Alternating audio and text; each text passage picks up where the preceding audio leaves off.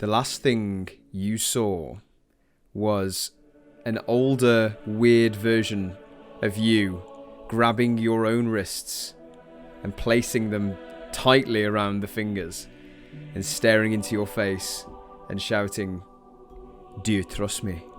And before you could even look around and look back at Salvation and Athena, the world around you started to ripple and ripple and ripple and hum, and almost you felt this kind of like humming sensation, this faster and faster and faster and faster. And as you stared at this almost shining, beautiful, intricate pendant, it kind of like got brighter and brighter, and the world around you froze, and you look around and bits of the cave that you were in were fading and fuzzing away and fading and fuzzing away, and everything was kind of breaking up, very similar to you get like maybe like a glitch in a game, but this was just moving from side to side, and things started to go quieter and quieter, but yet the figure in front of you still remained the same. It was the old face looking back at you, just staring and staring and staring, until you apparate back into a world. But you look around very briefly, and you turn to your left, and you find yourself 3 meters away from a jagged, barbed gate, detailed with markings and stone figures above them. The gate glows blue with pulsing energy as the sharp shapes pulse in and out in front of you. The gate itself is black and almost mangled and chained. In the center of this dark woodland area, in the valley, you see a cobbled path leading one way through this gate. Shadow-like waves ripple around you as you feel its form moving, but it yet remains still. It's almost like it's got its own arcane energy. I don't see the other willow around me, do I? You do, straight in front of you, still grabbing your arms, and she lets go immediately as you apparate. And she says to you, "This gate contains arcane energy, which is locking the mechanism, made by the realm of shadows. We haven't got much time and I cannot explain." And she runs over to the opposite side of this gate. And looking around, there are figures with you, but they're blurred, almost like a smudged oil painting, but moving and mumbling. You can almost hear, but you cannot see anything. She looks back at you and says, "This is focused timescale magic. Very dangerous in the wrong hands, but it's focused on the caster and you. To them," and she points at whoever you're with, "they cannot see you or hear you. Sort of like a separate realm." Clanging and scraping of metal and footsteps in the distance, with bluish tints dotted around, but they become closer and closer and louder and louder. This is 60, 50 feet away from you, coming closer and closer and quicker. You assume at this point something is happening or on the cusp of happening that could be a crisis. In front of the door are 2 small spires on opposite ends of the gate. One is black obsidian, the other crystal, where Old Willow stays. They both have intricate detail of serpents spiralling up from the base, with the mouth open, where the jaw is open, with a visible arcane pattern in the middle. Underneath, a spike where the serpent's tongue would be. "Right, this is why you are here. Place your palm in the center of the glyph, but it needs to be at the same time as mine. You got it?" Okay. Otherwise... She turns around. "Right, never mind. On 3. 1, 2. I would like you to make a dexterity saving throw. Okay. Dexterity? Yes. That's an 18. An 18. You place your hand down on the glyph, hopefully at the same time as your mirrored self. The basin glows, the eyes of the serpents humming with red energy. Familiar dark matter apparates from your arm, which you've seen before. The pain feels like 1,000 needles sticking in and rolling down your wrist as you slam your hand on this spike in the glyph. You feel the energy pulse from your eyes down to your throat, into your arms as it flows you with pain.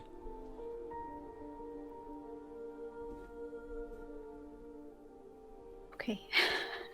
You, So yeah, I go put on. my hand on, Yeah. and I've still got my hand on it. Yes, it is currently doing its thing. Can I look over and see what the other willow is doing? You can indeed. She has her hand on, or opposite hand on the same.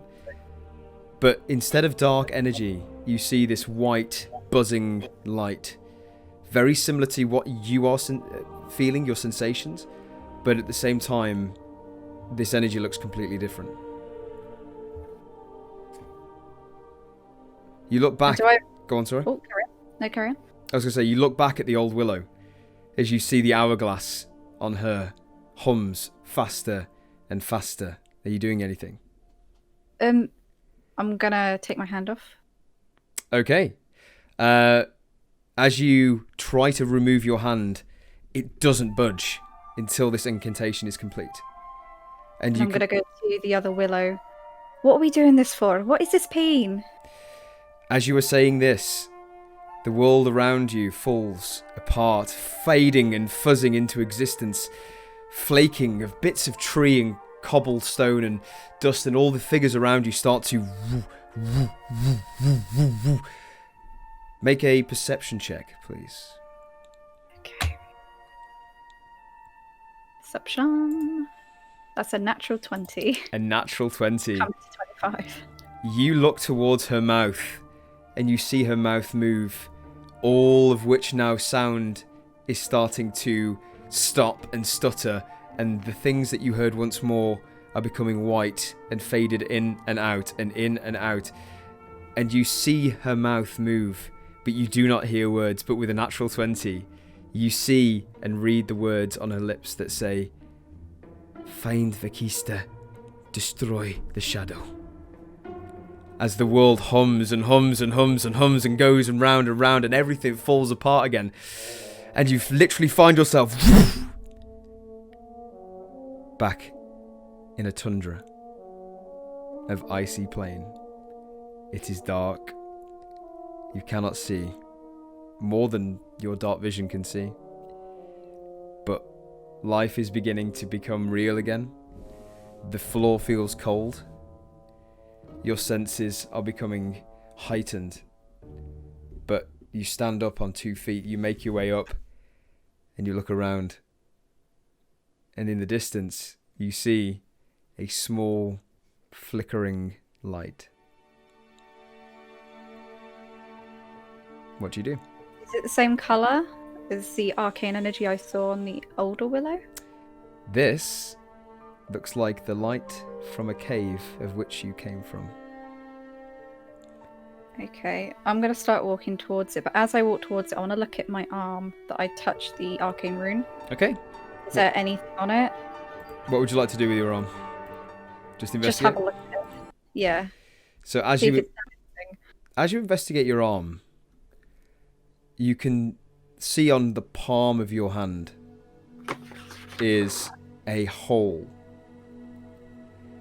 which is entirely black. The veins of which go up your wrist are also black.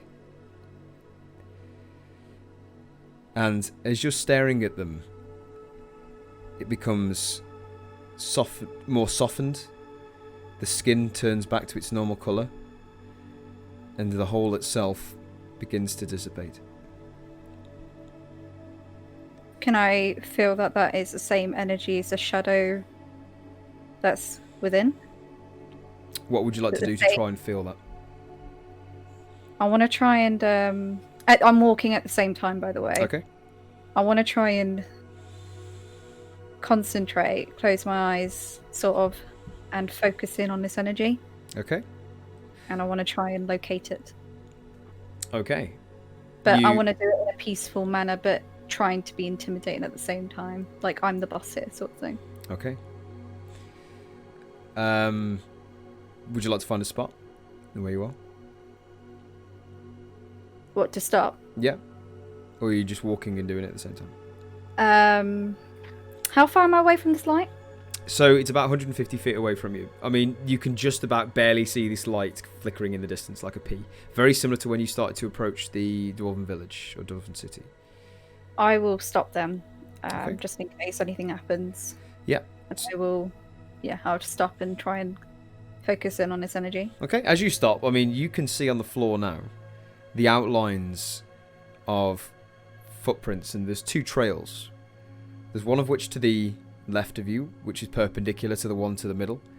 And you now know, and you recognise this is the way you went into Kelvin's Khan. You quite easily find one of the peppered rocks on the side, which is quite a big boulder, probably about 5 foot wide, and you can sit on that if you like. Yeah. Okay. You sit down. I would like you to make a Arcana check, please. To see if you can feel anything or any presence. A 10. Not so great.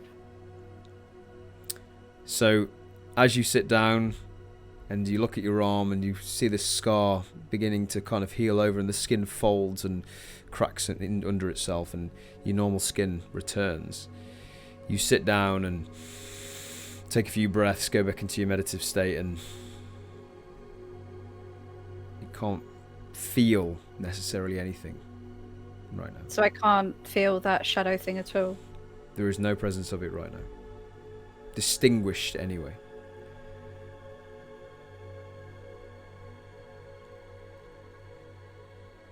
A little bit confused on why my hand healed that way. She's gonna get back up and start walking towards the light and start thinking in her head, try and have a conversation with this thing to see if it will respond like it did before. Okay. And if it doesn't, then she's gonna just keep on walking towards this light. Okay, what would you like to say? Whatever you are, I know you tried to protect me. I want to know who you are, and I want to know why. Could you tell me what that person did, what I did? And why my hand is healed in this way? I don't sense you to be a good thing, but you have protected me all these years. I just want to know what you are. You kind of walk, and the wind is picking up in your face, and you can feel and hear some of the things blowing over, so some of the boulders and rocks, and you kind of really try and focus, and you say what you're saying to in your mind to this entity, and walking and staring at your hands and trying to feel things, and there's nothing just yet. That's fine, I'll just carry on walking to this light. Okay. So I'd say you're probably about maybe 100 feet now. Maybe you've walked about 50, 60 feet. So it's coming closer and closer. Yep. Okay. Would you like to do anything else while you're walking up? No, she's just gonna be a little bit confused and a bit of a panic state. It's a reason why she's here and what that was all about. And just keep walking. Okay. And you keep walking, so I'd say it's now 60 feet away from you. 50 feet away from you. And at this point, you see a very familiar halfling run straight out of this cave. Straight on to its knees. And what do you do? And I can see this is definitely Jackal. You can absolutely identify that this is Jackal. I'm gonna look behind me. Okay, make a perception check. And I'm gonna look around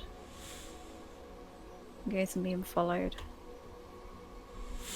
I want to see. I also want to see. Not sure if I have to make a second one or if it's going to be the same one. I also want to see if there's anything around me that doesn't look real. Okay.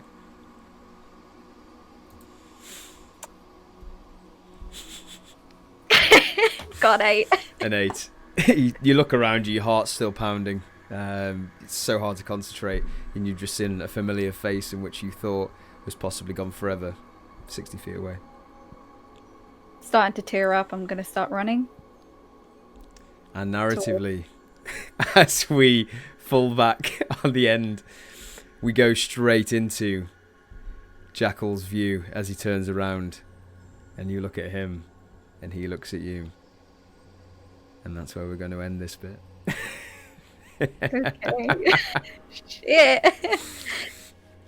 I tried to match these up because these are interlinking stories. So hopefully I did a good job there. But hey. God damn it. But we shall see what all of that means. Oh my god. Well, I cannot wait. Oh my god. oh my god. What you camp for? Hello everyone and welcome to Dungeon Delverz, the crazy stream. No, the stream where us crazy geeky people. I haven't got that to a T yet. The stream of The crazy people. stream of crazy individuals. The stream. You need to write it down. You need a sticky note. No. The stream of which... It's not even a stream, it's a recording. It's not even a stream. it's not even a Hi everyone, and welcome to Dungeon Delverz This is the best intro yet. with a Z. There you go. The crazy... No. I don't know. Let's get started. Would you like some help, man? Are you okay? I'm good. I'm very We good. need to get the scripting team on this. Sure. Right, let's go again. Hi everyone, and welcome Right. to Dungeon Delverz, the recording of us playing Dungeons and Dragons, Yeah. not a stream. Hashtag. Hashtag not a stream. Hashtag not my stream. Hashtag don't Whoa. cross streams. The channel where basically we play Dungeons and Dragons and we like to share it with you guys. We absolutely have loved the journey so far, and hopefully you guys have too, and watched all the way up to where we are on episode 11, part 1 and part 2, as we have got 2 parts of episode 11, and now we're on episode 12.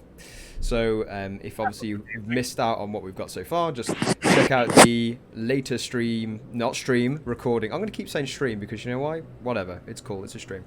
Go and check out the last 2 recordings on YouTube and see what we've been up to. But for now, we can dive back into the action from the end of episode 11, part 2. Before we get into tonight's session, has anybody got any announcements or anything they would like to share?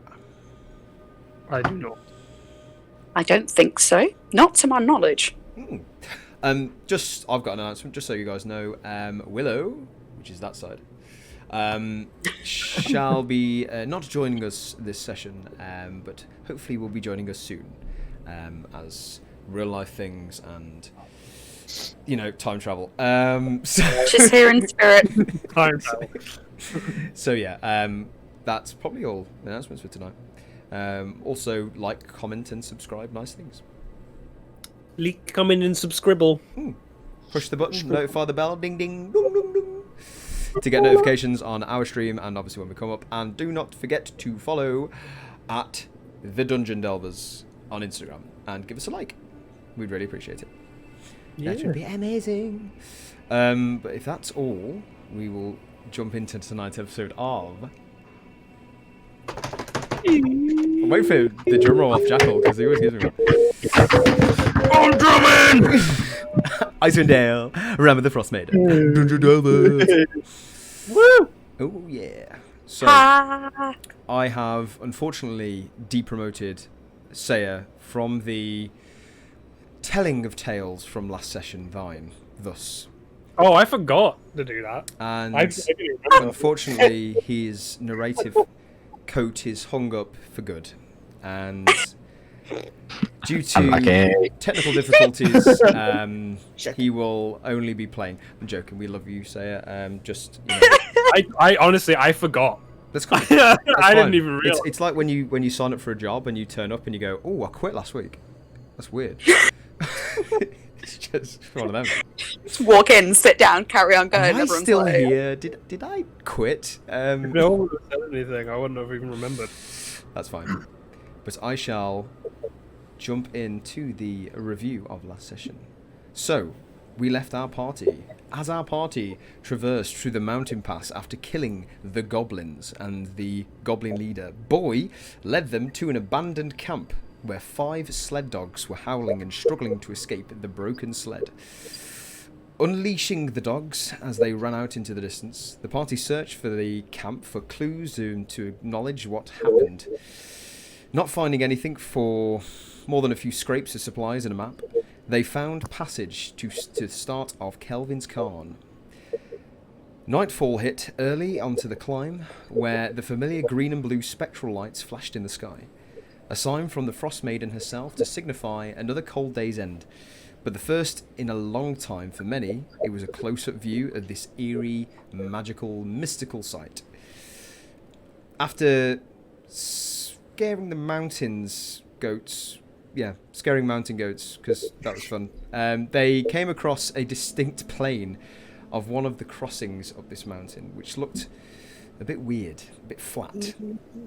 Before finding out what to do and how this plain of snow and rock formed, a rumbling and debris started to fall and shake from this mountain, which led a 150-foot avalanche begin to make way towards the party. Sentry, Willow and Seiya buckled down, Jackal darted across, but the snowy wave forced Salvation 1,000 feet off the mountain, plummeting her down into a surprisingly soft snow, but suffocating nonetheless and freezing to death in a lost icy pit. With some drastic actions from the party, they quickly made their way, some flying without wings, some sprinting. They managed to save Salvation with moments to spare, as the life nearly gave way in her form. Beaten, deafened and bruised, Sentry decided to bunker down Salvation in a homemade igloo on the base camp of the floor where the avalanche fell. Whilst our party rested, the dilemma of how to get Garret and keep Salvation's state stable was troubling them. Jackal parted with Athena as she comforted Salvation, as Sentry, Seiya and Jackal would head up the mountain, leaving Sal and Willow behind. Unknowingly, the three, Willow started to feel an energy overwhelming her presence, and beam of apparating light came into existence. The theoretical dust settled, and it was another form of Willow.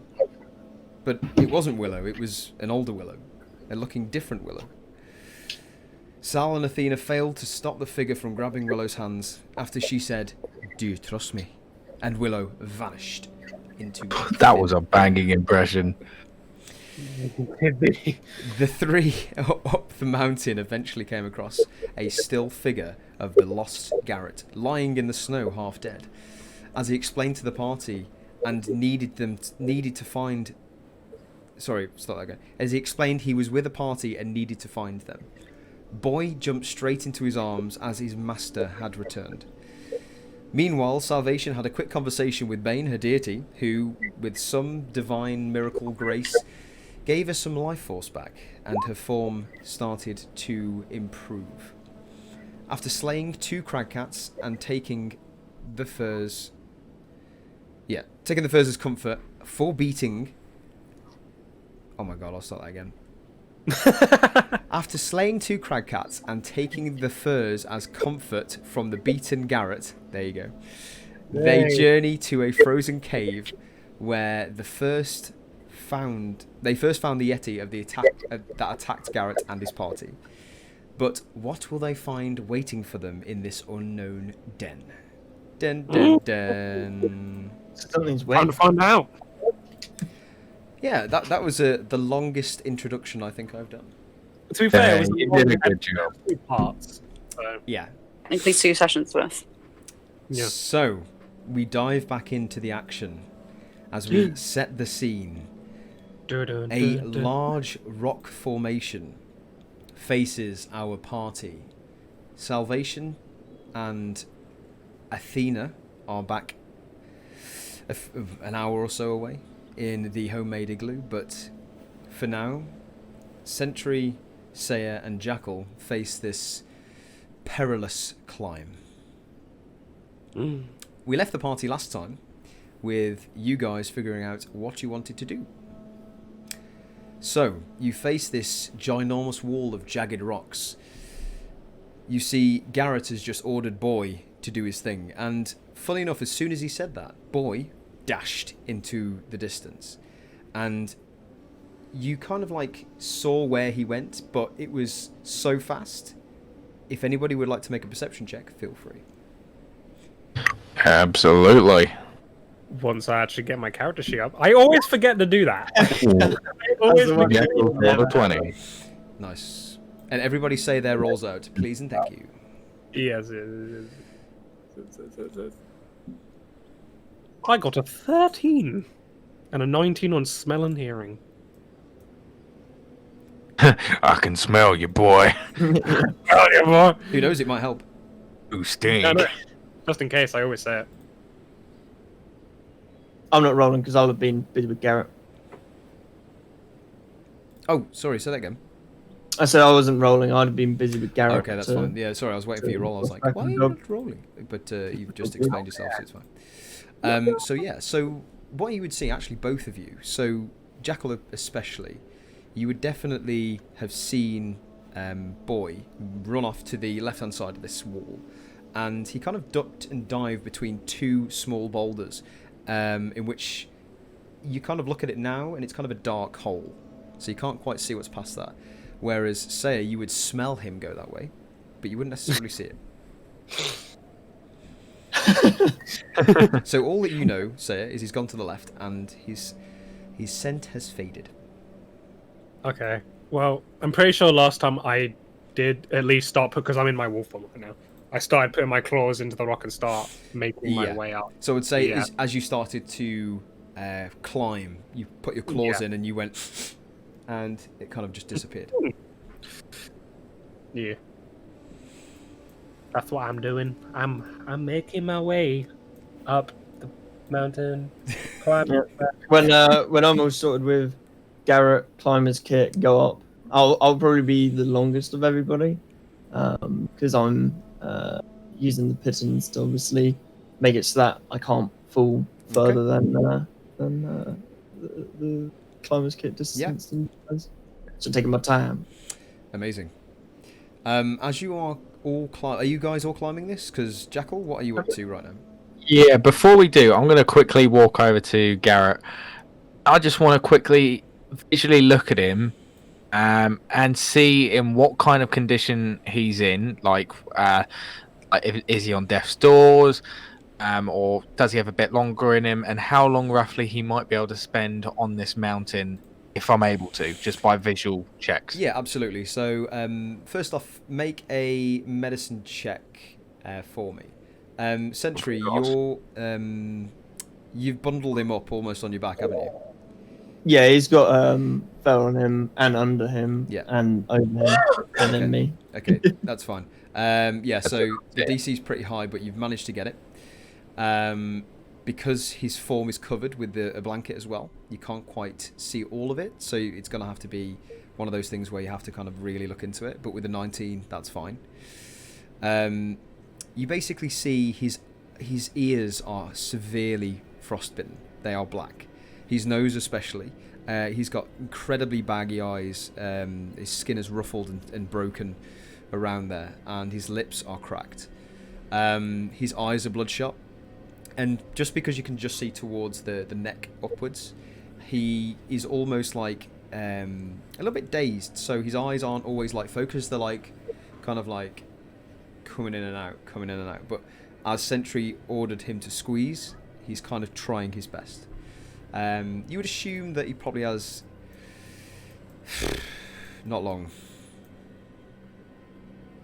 Not long. It's an hour, a couple of hours, less than an hour. With a 19, you'd ascertain probably it's probably best to get him to some sort of warmth before the end of the night.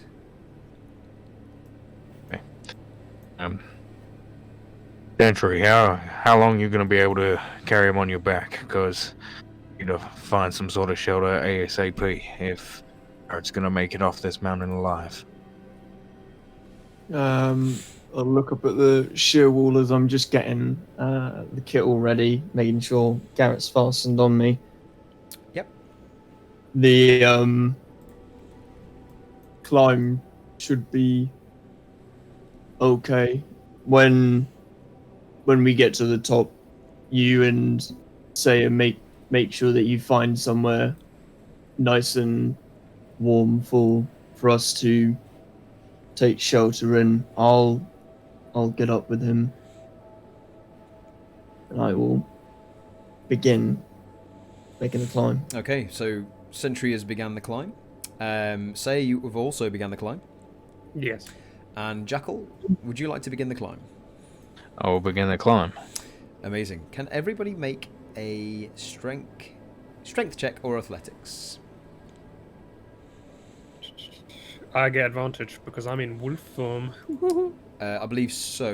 Is it just Doesn't even matter. I got 10 anyway. is that ability checks you get advantage on with wolf form? Yeah. Yeah, I thought so. Jackal got 14. Amazing. And 11. So, as you guys are using your abilities, or the best of your abilities, in what form you're at, first off, you all climb kind of like together, and do you want to just all describe how you're climbing right now? Like Seiya is kind of digging his claws in where he can, kind of hooking them to give him more like leverage, kind of like pulling himself up with it, like his, in his wolf form. That's kind of what he's doing, kind of jumping up. Amazing. So you kind of like going. Yeah. Cool. Yeah, kind of like pouncing. Nice. Sentry, you're just taking it easy, but do you want to describe? Yeah, I'll climb up a portion, slam the crampons into the ice wall, get out one of the pitons from the back pouch I've got, slam that into the wall, attach it there, then continue to climb up to produce the next set of pitons, and then I'd have to almost work my way back down slightly to get that one unhooked and regathered to then bring that one back up. Otherwise, I wouldn't be able to move any further because I anchor myself to the one below.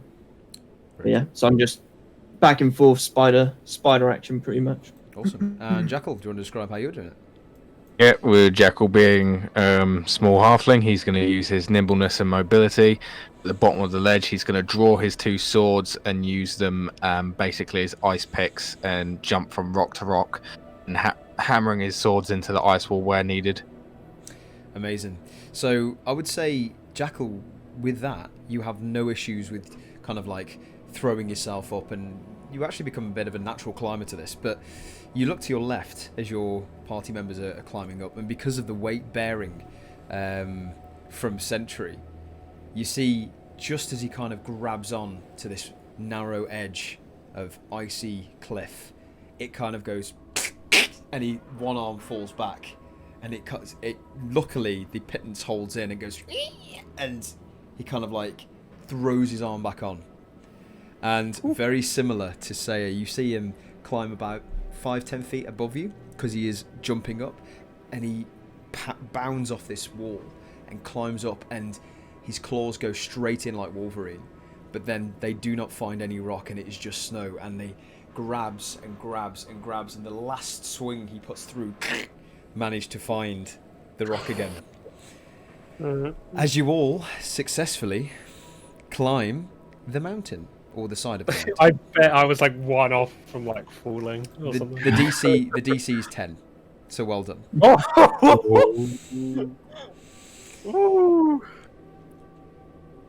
Okay. So you all managed to safely climb the perilous wall, and Oh damn! All the way up. as you do, all the way up. You get to the top and you swing your body around and climb on and pull yourself up.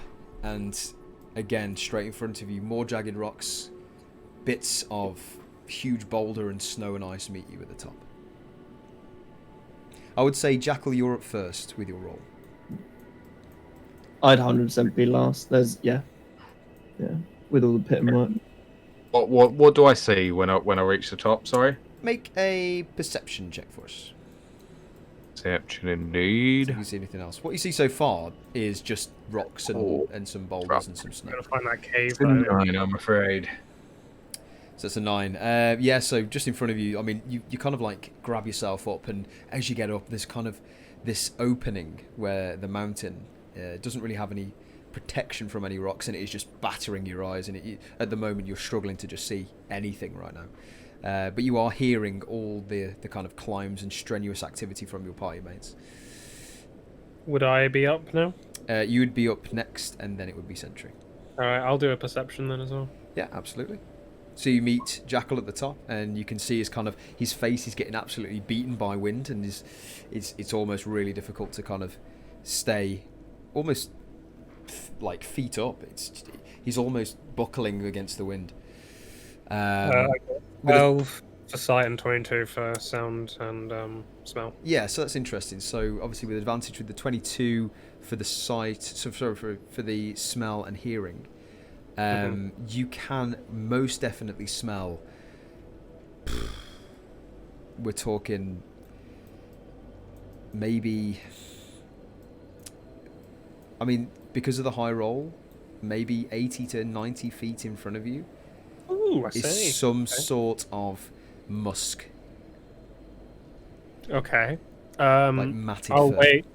I'll wait for Sentry to get up, and then I'll tell them about that once I get up. Okay, and I would say probably another 5 minutes pass, because it's going to take Sentry a little time with this body attached. He does eventually. You see the metal arm and the other metal arm, and prise himself up.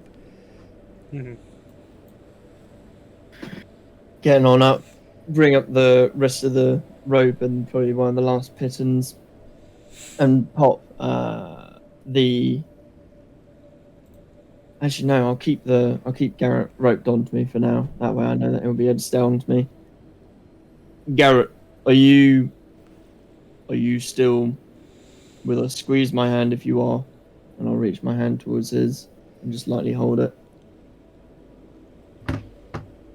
Okay. Does it squeeze?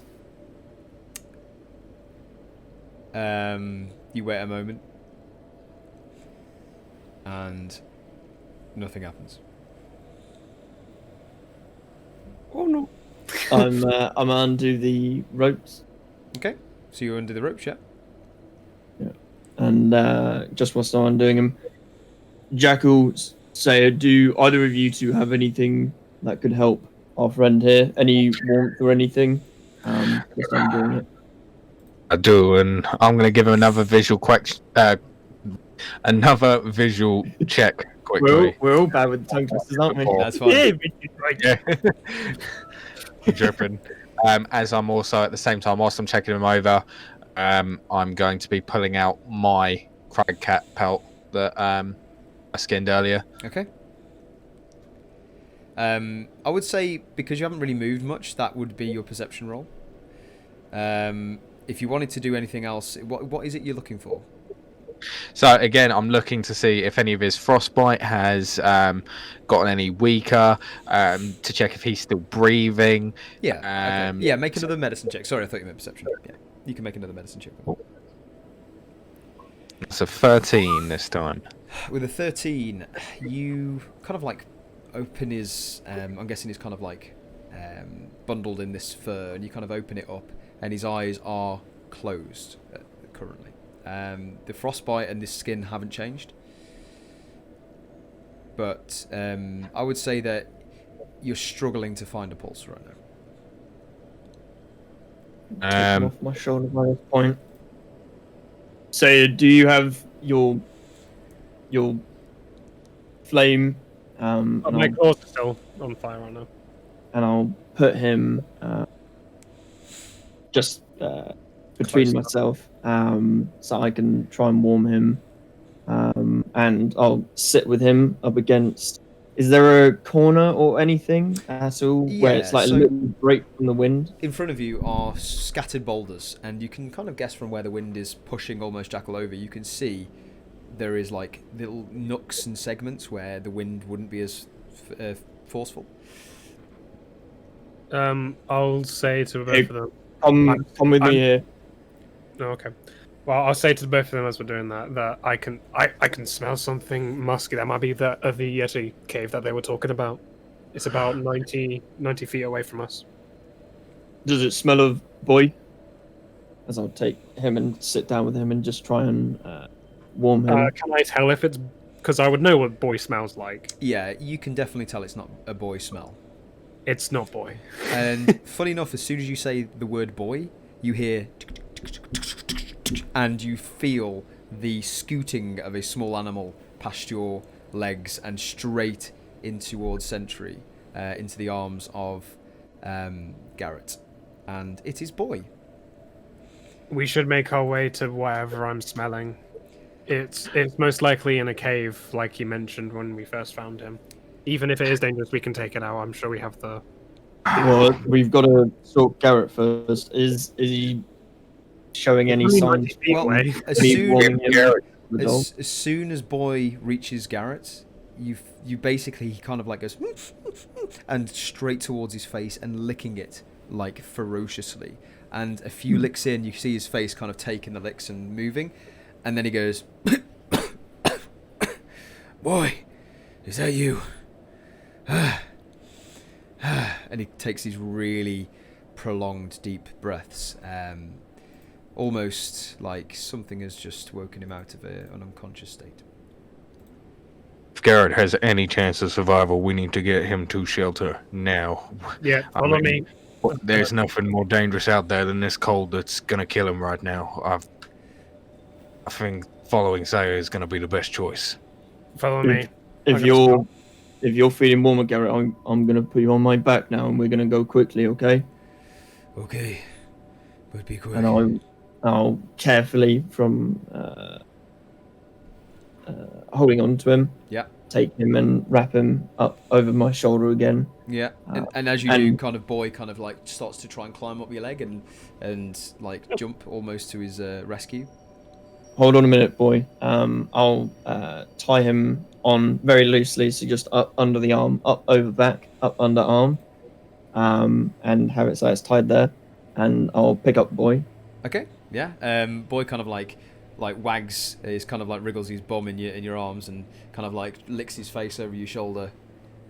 But he's happy. Put He's him up. so he's facing Yeah. facing Garret.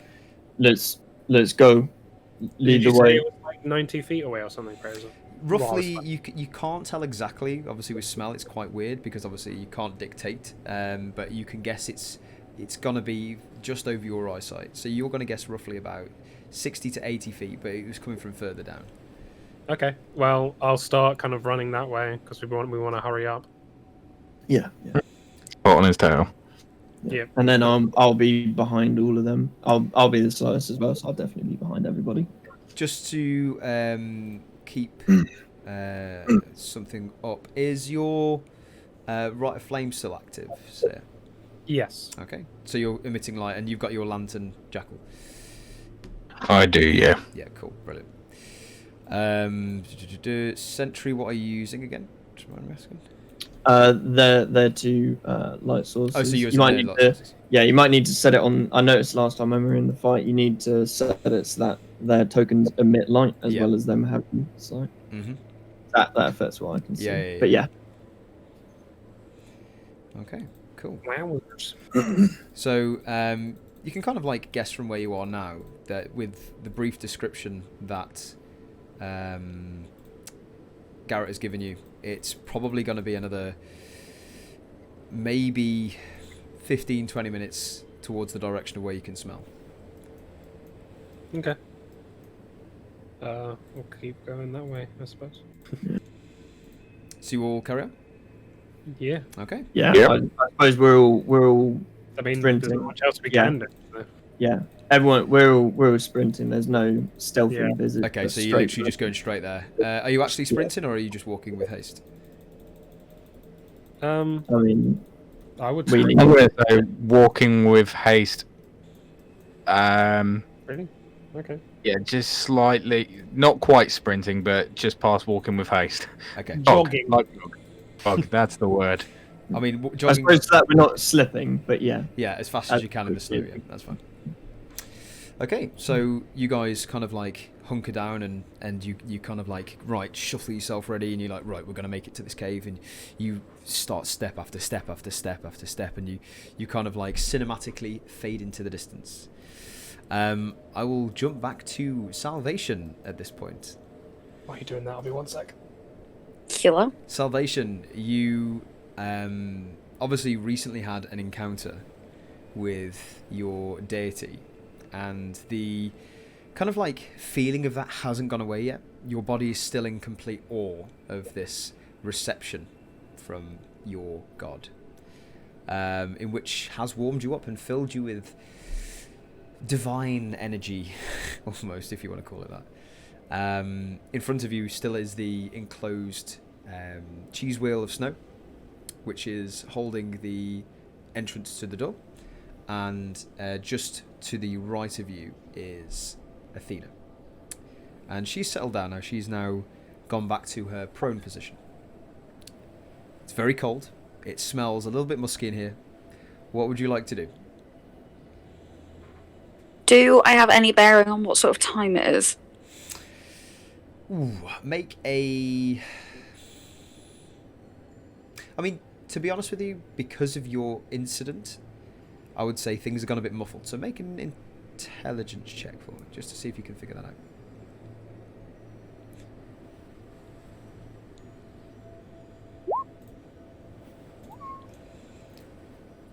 So that is a 7. A 7. You've been bashed around a few times today. It's gone dark, then light, then dark, then light. You're not sure. Okay, so concerning the condition for exhaustion level 2, Yes. is that just in combat? Or is that as a whole? I believe it's a whole. What is level 2? Shit. It's disadvantage on ability check. No, it's not. Isn't it? That's level 1. Level 2 is your speed is halved. Speed is halved, yeah, that's throughout. Scheiße. Okay. So I was reading the wrong thing. You're not really Yeah, moving. Okay. half speed, yeah, that is. So I would say, I mean, theoretically, if you're moving anyway, you would literally be moving, well, if it was 30 feet, you'd be moving at 15 feet. So anywhere would take you double the time together.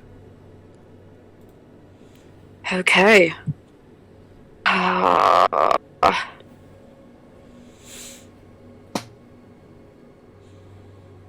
You still have I'm going to take a long rest. Okay, I was going to say, you still have a heap of rations in front of you. So there's still a load of food in front of you right now, which I'm guessing you've been nibbling on as you've been just Yeah. sitting there. And I'm just going to eat as much as I can until I feel sick. And yeah, just obviously having felt Bane's presence, she feels a little bit more safe, knowing that he's watching, knowing that she's not totally, her and Athena aren't totally alone here. So yeah, she's just going to curl up into Athena and attempt a long rest. make Just- a perception check for us. Guys, don't die out there, okay? Because obviously she's got no idea where they are or what's going on. Oh, feck, 7. It's fine. You kind of lay back on Athena and kind of nuzzle into her, and you can hear her purring and feel the vibration, and you feel a little bit more than a vibration of purring. You hear a, and you can assume Athena is getting rather hungry. Oh, shoot. Okay. I guess I'm gonna have to go out and try and hunt something first then. This should be fun. As you say that, she grabs, she moves one of her claws and kind of like slaps it on one of your rations and brings it closer and closer and closer. What are you doing? Are you sure that's going to be enough for you? I mean, it's just nuts and berries and stuff. We can go out and try and find you like a rabbit or something if you want. But if you want that, then go ahead. She is more focused on the dried meats. She's seen the nuts, but seen this like dried bit of sausage, and she's kind of like scooping it in her way. You know how when you're like training dogs and you put like a treat on their nose and you're like, wait, now go.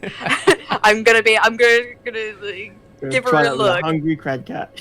No. Realise how much of a cheeky bitch my cat was. I'm just gonna look at her and look at the meat and be like, yeah, okay.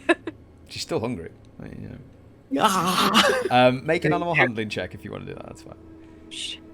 I know I don't want to put the meat on her nose. I just mean just to be like, yeah, okay, go ahead, take it. Oh, okay, that's fine. Then you can do that.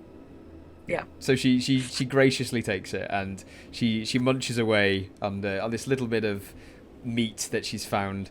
Kind of like it's almost like one bite. It's like gone. And she kind of like you wait for about a minute or so and you just hear. I saw that coming.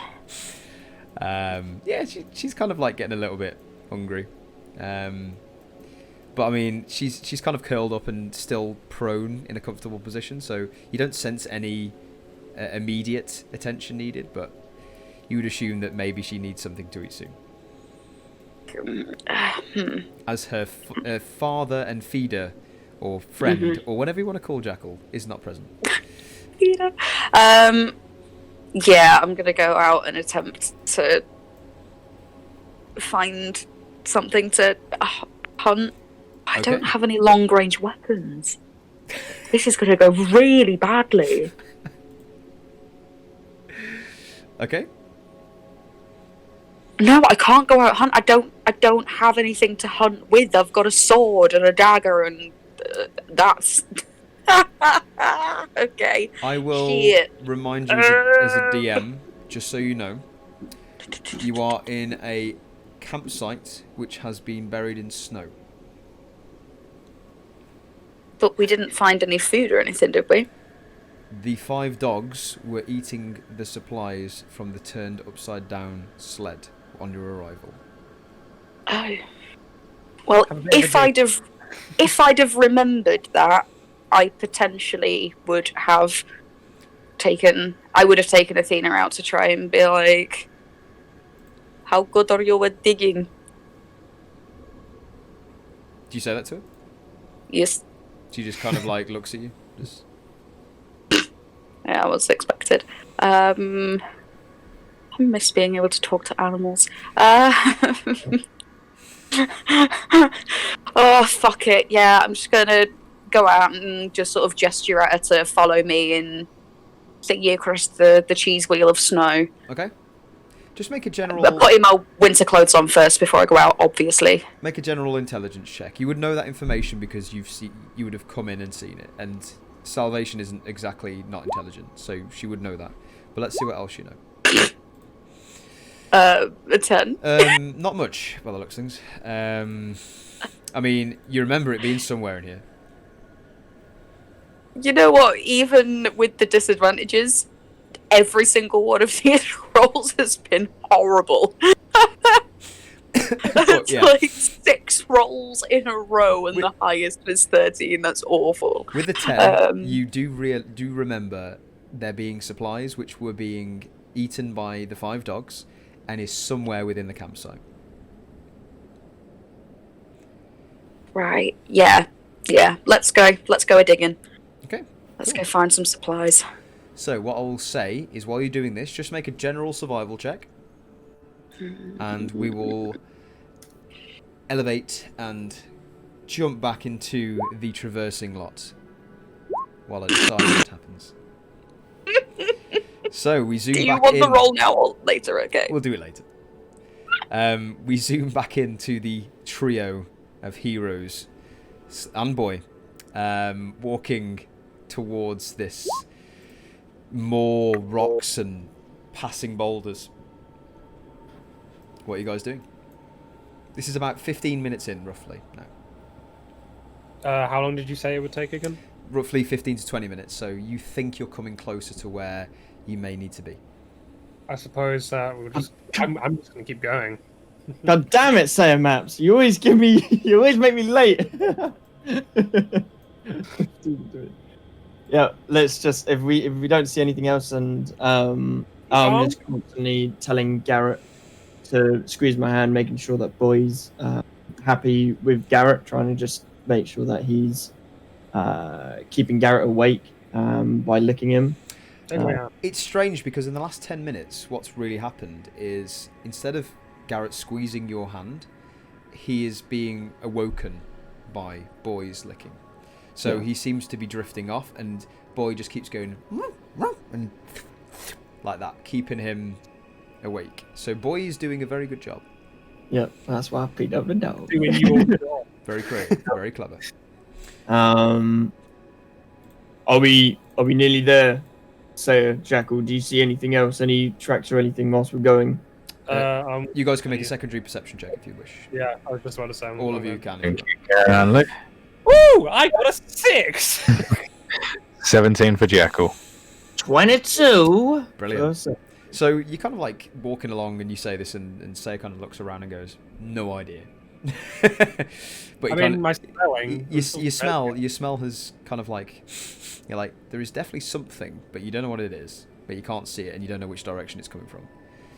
With then turning round, and then Jackal kind of goes, "What's that in the distance?" And then you point that out, and then Sentry kind of goes and looks a bit more forward and waits for a second and goes, that's a cave, or that's a wall, or something." And it's become very obvious to you now, Sentry, that you are coming up to the entrance of this 15-foot high, 10-foot wide cave mouth. Is Seiya still in his wolf form? Yeah, I am. When did you put it up? You did it on the cat fight, right? I did it in the middle of on my first turn of the cat fight, and I was like second or third on that fight. Yeah, and then since then you've had to walk to the wall, climb the wall, and they're here. So I would say you probably only got 10 minutes left of that. Okay, if we're getting into a fight, we'd have to do it soon. Fine. Let's make haste into the cave. Yeah, let's get into this cave, like now. As you run or move quicker towards this cave, you see blood on the snow, on the distance from the cave. Scattered just outside. Okay. Would you like to carry on? Yeah. Sentry, perhaps from here, allow me to drag Garret along the way, and perhaps you should take point with Seiya. I think if you're dragging him, that'll make him much colder. Yeah. Otherwise, I think we need to either hurry inside, or the two of you quickly and quietly go as quietly as possible come in from behind. Yeah, we need to go in no matter what. Do need to go in, but there's blood here, and there's no doubt there's something in there living there that ain't friendly if there's blood. Go on ahead, check what there is. I'll be still within earshot. I'll be able to see your light. And oh wait, actually, fuck, they're both blind, aren't they? Fuck. Well, he's got a lamp on him. Yeah, I know. But you don't want a big ass lamp when you're going into a dark cave. I'm going to. Damn, I was hoping I wouldn't have to spend this.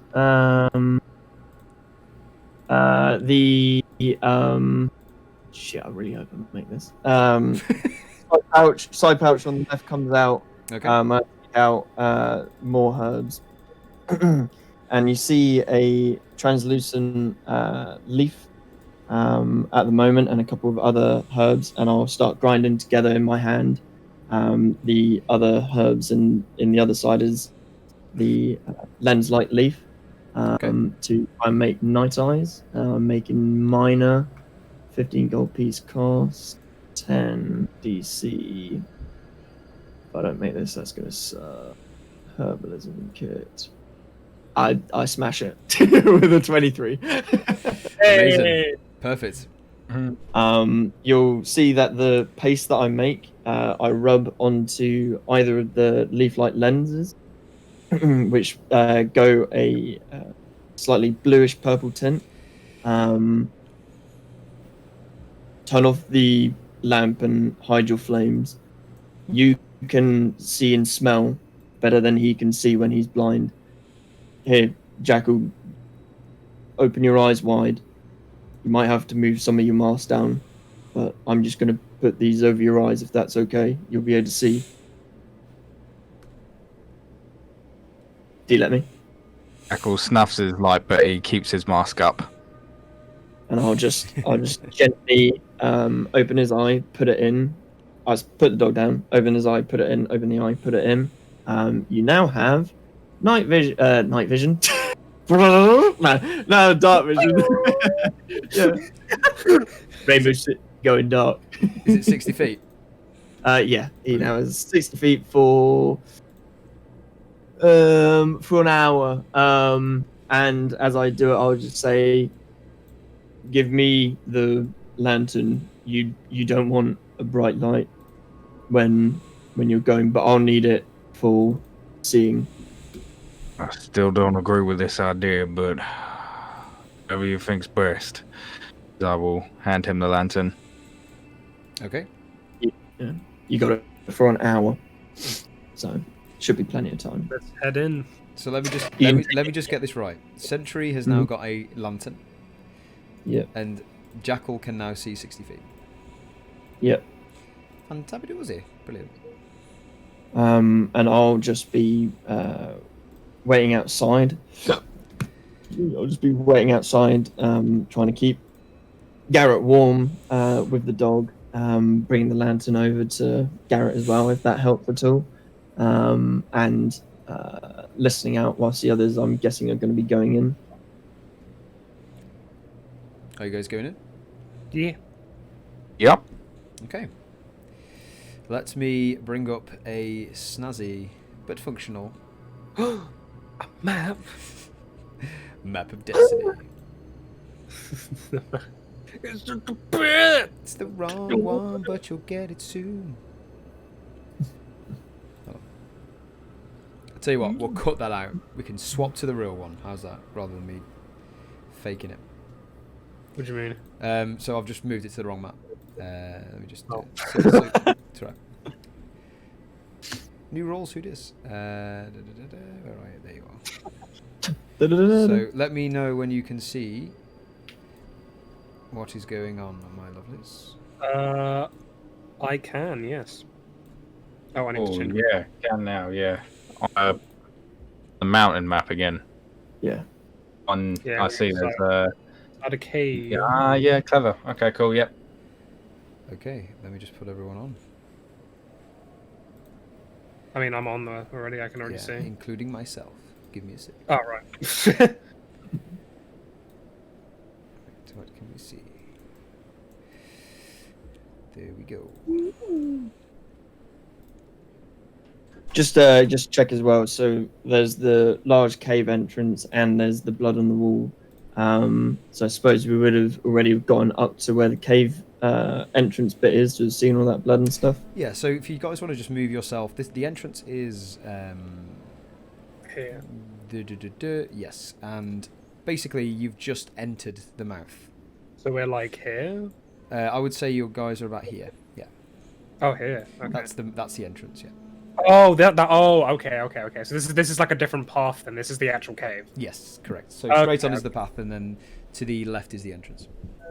Got you. So me and Jackal will be going in. If that's the case, I'll just be here. I'll shutter the lantern light so it's not blinding you, Jackal, for a minute, and then when those two go off, I'll just be constantly listening out, keep my head on a swivel if I can, for listening for them. That's fair.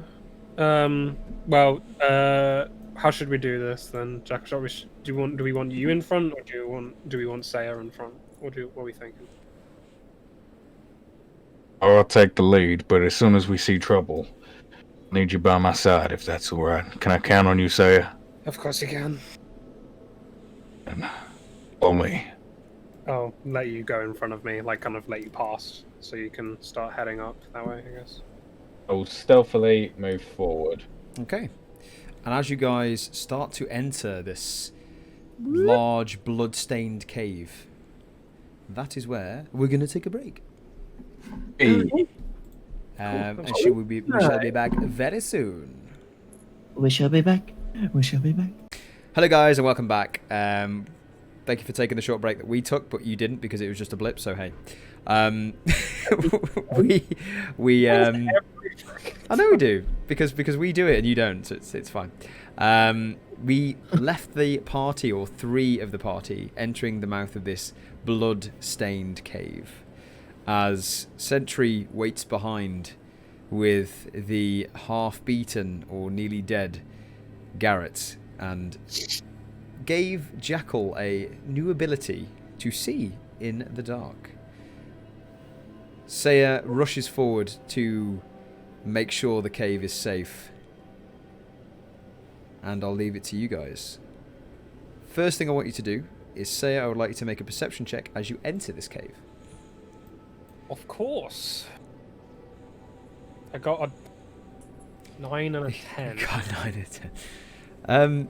Fucking hell! Besides the floor kind of like being very cracked and beaten, and just where you're standing, you're just about to see this with your flame right. Yes.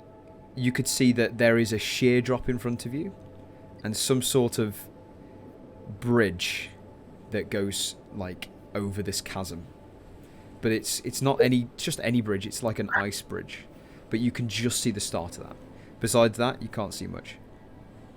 Okay. Smell and hearing wise, anything? Because I'm assuming it'll be quieter in here because now we're out of the... With a 10, realistically, you can just smell the same musk, but it's a little bit denser in here. And that's it. Okay. Well, yeah. I guess I'll wait for Jackal to catch up and then we'll try and cross this bridge. Okay. I'll catch up. I will slip between Seiya's legs, go in front of him, and then say, "Right, let me take the lead. I'm a bit quieter on my feet. But like I said, when I need you, come to my side and we'll get Sentry in and we'll fight whatever's in here together, okay?" Of course, I'll be right behind you. Jackal, Right, and I'm gonna I'd like you to make another perception check while you're in here as well, sorry. Perception. See what you can see. You can see a little bit further out, so it should, narratively, this is great. So, with a 21, absolutely. You can see again that most of the floor has fallen away, forming this 80-foot chasm. And the floor is almost connected via a rocky ledge that's just made of ice and bits of stone to the other side, which you can now see straight in front of you. I mean, it looks safe, but as you look to the left, there is also a secondary pass, which is made of sheer ice. And you think that this one is possibly a little more fragile, as it's thinner. This one is in the ice one. Yeah, the So This one is in the one that we're currently facing. So it's the one to your immediate left is the thin one. The one to your straight on is made of stone and rock and ice. Yeah, There's 2 pathways, but perhaps we should stick with the other one. This one even. The other one's made of pure ice, and although I might be able to get across it, the weight of you and Sentry might not quite keep it stable. Yeah, that doesn't sound like a good idea. Let's keep moving this way. Let's keep going. I will keep going this way, quietly. Okay. I would say move yourself far, about 15 feet, 10, 20 feet if you wish. Can I make a stealth check as well? You absolutely can if you want to move sneaky. Thank you. 26. Fantastic. The sneakiest Go of on, sneaky. Oh, Jackal. The Up sneakiest of to sneaky. the corner, see if there's anything around here.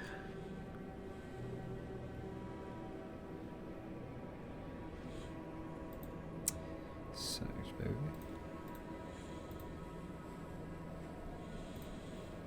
Snicker snack.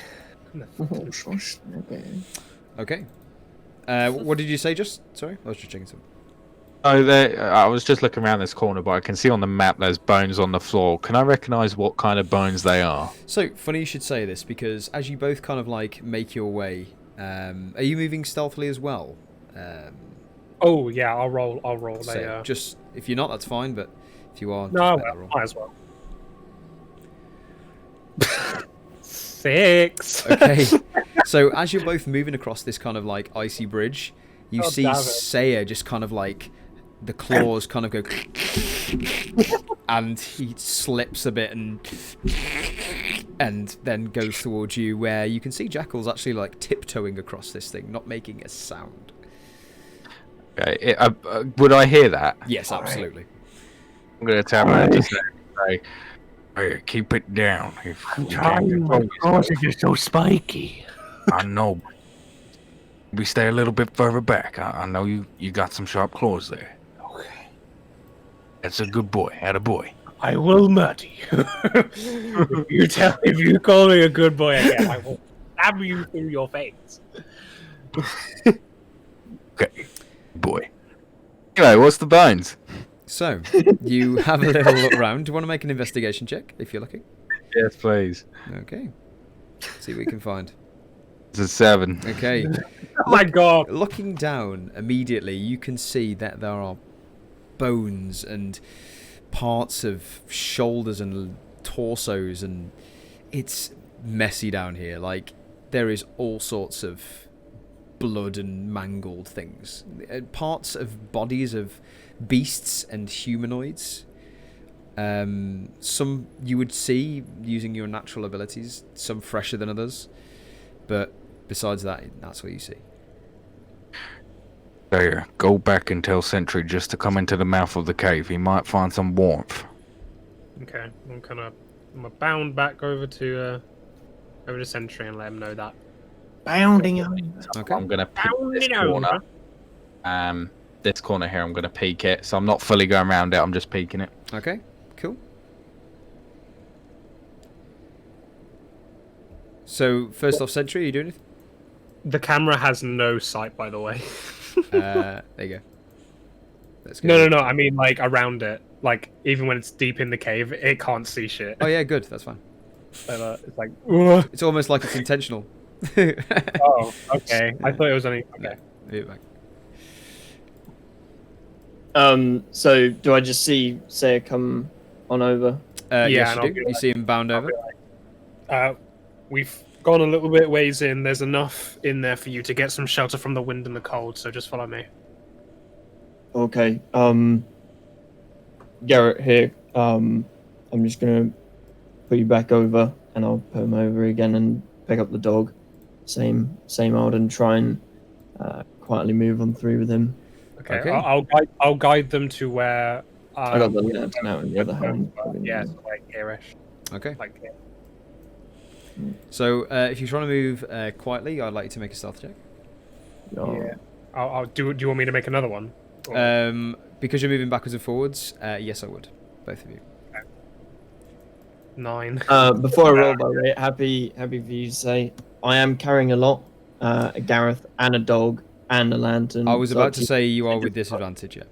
Cool. I want to check for a roll. No, it's fine. I was about to say just It don't matter. Oh! 19. Fantastic. Why is everyone stealthier than me? This So, giant. as you see, a very dog-like Seiya just like go, boundy, boundy, boundy, and then go, boundy, boundy. You see then Sentry come back with this kind of like tiptoe feet. Like, oiling. at one point, the dog kind of looks towards and goes, and Sentry goes, and kind of like carries on and goes. It's just excited to fight something he can smell.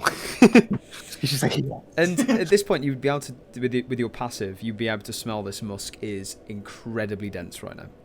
Ooh, it's probably around that corner. Let's say it takes that step forward, I'm telling him to take it back. Okay. As Good boy. I would say, as they're coming back, this is where you stepped forward. Am I right? Just so sorry as well. Just when we get in, does it get warmer in here as well? Yes, Sorry. it's definitely out the breeze, so it's much warmer. It's not so warm, but it's not perilously freezing. Get my words out. Shit, I can't put them down, otherwise they'll freeze. So as they're coming back, Jackal, this is what you see. You see the floor of this cave is 5 foot higher than the original. Its uneven ceiling ranges from 10 to 20 feet. The floor drops sharply, and it kind of makes a passageway into a short flight steps. And in front of you, and all you are coming closer to this, you're hearing like a scraping sound and a kind of like ice scrape and a thump of like a heap of something. And as you get closer and closer, you hear, "Stop it!" And what you see in front of you is a very strange sight. You can't quite see round the corner, but from what you're sneaking around, you can see a young, snowy white figure with 4 arms, a humanoid figure, with fur and small horns, batting around this poor individual, alive humanoid around like a ball. It is kicking it and basically using it like a football, pushing it to one end and launching it towards the other. And it's almost like bounding and leaping around like it's having the time of its life, whereas this figure is going, "Ah! Leave me alone!" Ah! I'm going to very quickly look back. Is Seiya on the approach at this point after speaking to Sentry? At this point, they would be halfway across the bridge because you did say you were going forward. That's fine. In that case, I will pull out my bow. Or pull out an arrow. Yeah. I will then line up a shot and fire it at the Yeti. Okay, are you holding that action? No, I'm just going to fire it now. Are you just going to fire it now? Okay, yeah, make an attack roll. If they're about halfway across the bridge, I'm going to fire it. Okay. Thank God I'm still in my wolf form. Jesus Christ.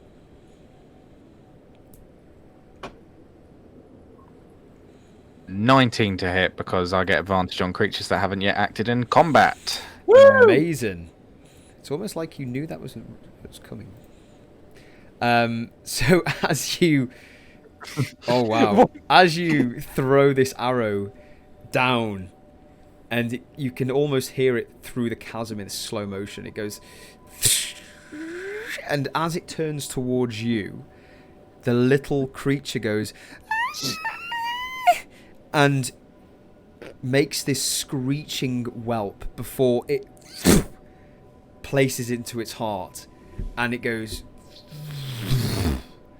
falls to the ground, blood everywhere. At that point, you see a bigger feeling of more footsteps come towards you.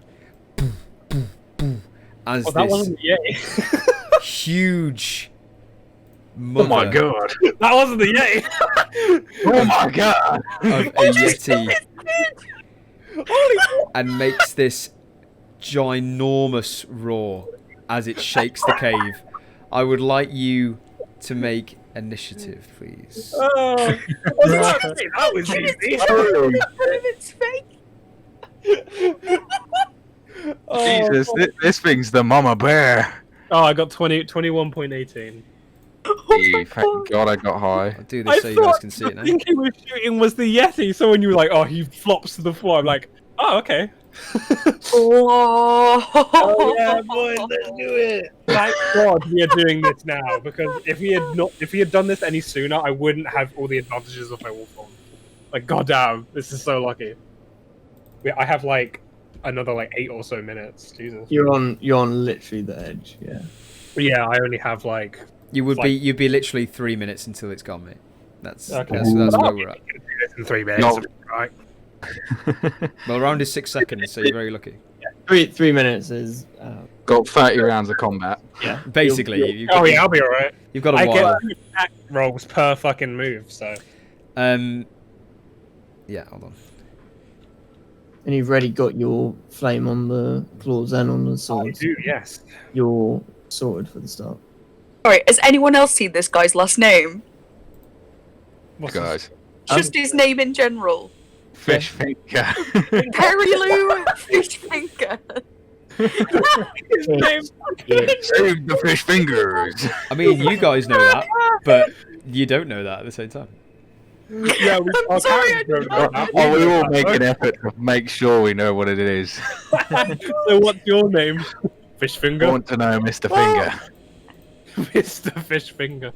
It's also not at all I'm how gonna I write all spell yours. Perilou, I don't again. think. He's even in a freezer. So, one more time. Boris? So, say yours is 21.18, right? Yes. Okay. Jackal, yours is 24.2. 24.2. Spell it right. Mr. And Finger? Seiya. Sentry, sorry. Yours is 10.17. Mr. Finger. I can't see Sarah on the end. That sounds really weird. That's terrible. In every sense of the imagination. Jackal, can you see Sarah on the initiative? I can't. Yeah, you haven't put me up there. No, I can't. I'll do yours again then. Just because. I was checking on my guy when I did initiative. Yeah, no, all of us came up. I think. I deleted them all because I wasn't ready. Sorry, guys. It wasn't ready. I didn't want you to be that ready. Yes, so welcome back, guys. We're just setting up the combat as Roll20 sometimes has issues, but it's really good. Sponsor us. Anyway, so we go into the combat, of which has arisen as Jackal has thrown this arrow into this tiny version of a Yeti as it squealed and hit the floor. The bigger Yeti came from the corner, roaring this ground-shakingly vicious noise as it comes towards you. We have all rolled initiative. What are you doing, Jackal? Jackal's instantly going to whip out another arrow. He's going to draw his bow. He's going to mutter something under his breath in Halfling as a scratch starts to appear on the Yeti's chest, a symbol, as he casts Hunter's Mark.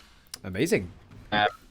Then as he casts Hunter's Mark, he's going to let his arrow fly straight at the Yeti with a 16 to hit. 16 to hit. Give me a sec. Stats, who dis? One sec, guys. Didn't get the stats up because, you know, that's the kind of guy I am. This combat is brought to you by... Trying to find stats. No, it's fine. We got it. 16 to hit. Yeah, 16 to hit. Absolutely finds purchase to this Yeti's form. So it is... is it the 2 as well? So it's 11 plus 2? Yeah, so it's going to be 13 piercing damage because I take it a Yeti isn't a humanoid. Well, no. So... Yeah, so 13 piercing damage. Fantastic. Well, it is... No, it isn't a humanoid, or is? Well, it is, isn't it? Is it? No. Or isn't it? It's definitely not. It's definitely not It a was humanoid. at the top of their sheet, Fraser. Do you know what? You're right. Anyway, not a humanoid. I can guarantee it'll be like a beast or something like it that. is, yeah. Long day, who dis? So yeah, with a 16, absolutely. So that's 11 piercing damage. Because I get the extra 2 from Hunter's Mark. From Hunter's Mark, you're absolutely right. Cool. No Yeah, problem. so I don't get the favoured enemy, so otherwise that would have made it 15, 17, but it's just a Hunter's Mark, so Okay. 13. And as you throw this arrow into the chest of this lit up, arcaned, bound Yeti, it kind of like stumbles back, but then kind of flicks it off and roars even louder into your direction. Okay, and then Jackal is going to flick back around the corner, And then passing Seiya and Sentry, he's going to say, Yeti round the corner. There's a person down there. We need to save him. 5, As soon 10, as 15, sorry. 15. Yep, Jackal will remain. No, 20. Jackal will remain there. Okay, so you move back, you've said those words, and you have done some damage. And it is now Hunter's Marked, which is now tagged onto the creature. Is that your turn? It is my turn indeed. Seiya, you're up. Sentry, you're on deck. Seiya is going to fucking Tokyo drift it round here. And No copyright. and get in front of the Yeti here. Okay. And, do some goddamn damage. Okay. Damn damage. Do some damage. 20 to hit. 20 absolutely hits. Yeah. Okay, so I do 14 damage. Yeah, do you want to describe how that works again so the audience know what you're attacking with? So I have both dueling and Rite of Flame on my claws. So fucking slash it across the chest where I can see the mark has been done, and then I'm going to do another attack roll because I get 2 attacks while I am in my wolf form. Keep forgetting how OP you are, but yeah, carry on. Yes, I am ridiculous, and I can still move after this as well. And 11 to hit. And you go for the second swipe as this was so clearly, obviously in, and you go back in and you stumble and slip on a bit of ice and it hits the ground and doesn't make purchase. Okay, after I've done that, I'm going to be like, shit! And then kind of move back to around the corner. Okay, it will make an attack of opportunity on you. Okay. So it's going to swipe its claws out as you make this purchase, and it bleeds out in your direction as it throws this claw in your form, or tries to, which is a 20 to hit. It hits. Which you take. It's halved because I'm in my. Okay. I'm in You take 6 slashing damage. Do I have to halve that, or is that already halved? So what do you have resistances to? Is it slashing, piercing, and bludgeoning? I'm guessing? Yes. Okay, so yeah, you take 3 slashing damage. Okay. So I got no more of them, and then 1 off that. Yep. And you take 5 cold damage, which isn't halved. 'Cause I'm guessing you're not resistant to cold.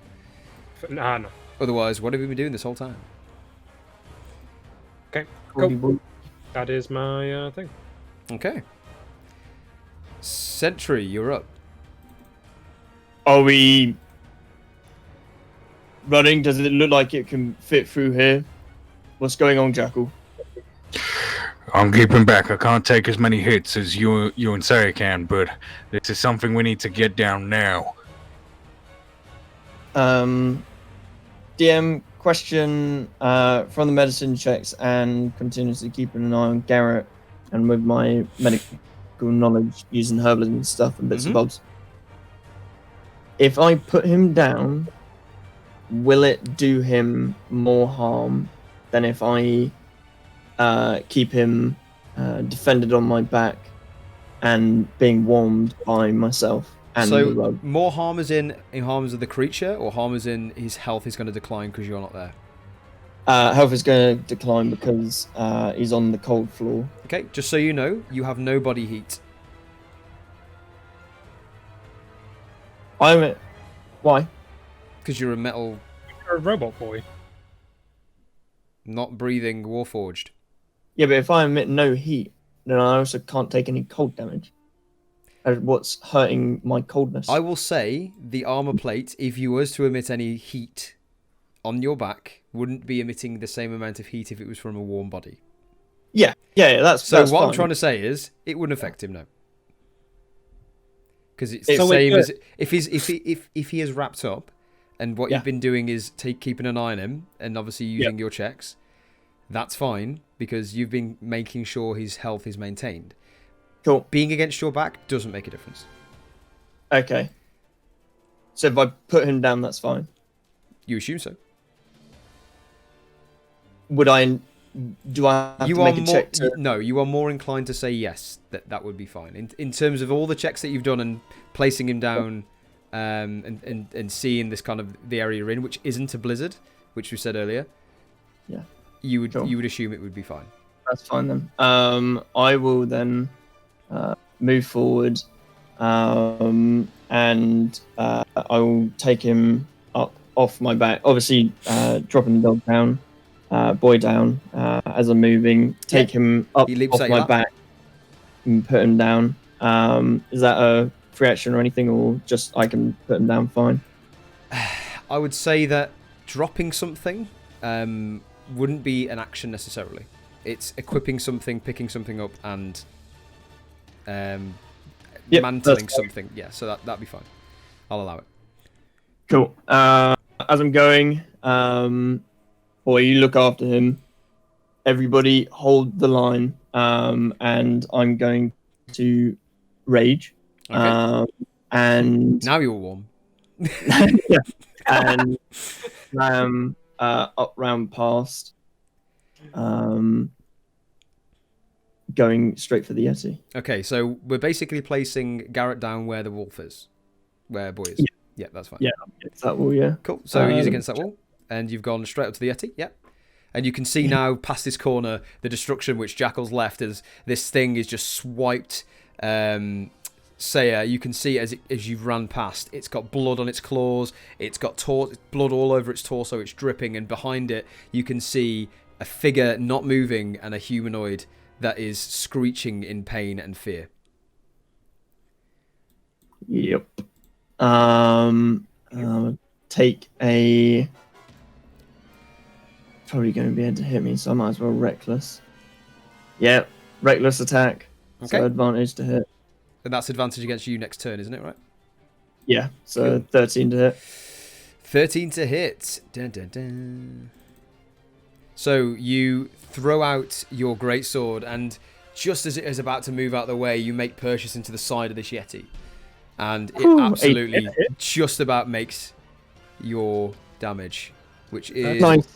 How much damage? The blade slices up in, and some of the energy from the blue blade crackles out across as it leaves him with 18 damage. Nice. Really cool. That's what it was. Okay. This thing is seriously, seriously hurt now. As you've thrown it into the side, as you hit it, and this wave of divine energy just pulses through it, it kind of like shivers in one place and kind of drops to a knee and then brings itself back up. Just about. It is hurt. Yep. And is that your go? Cool. That's all I can do. That's all you can do. Yeti's turn. Going into that final state of being absolutely pissed, it is going to go straight for you, Sentry. Yep. Give me a sec. He's got advantage to it. Has he? Oh, because he did reckless. He has. Just let me read something. Give me a sec. Excuse me. Okay, you're lucky. So, this is just a miscalculation. Not a miscalculation, a misdescription, let's just say. Say your attacks were fire, right? Yes. It was a fire attack, fire damage. Yes. Yeah. As the flame went into the Yeti, you saw it panic.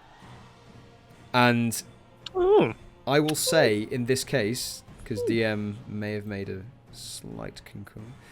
No, it was 2026. That's fine. So you still take the damage, but I will say, as you get this claw coming towards you, Sentry, it's not as promised as it once sees, because this thing is in fear, and it almost doesn't like that flame, and still doesn't like it to this point.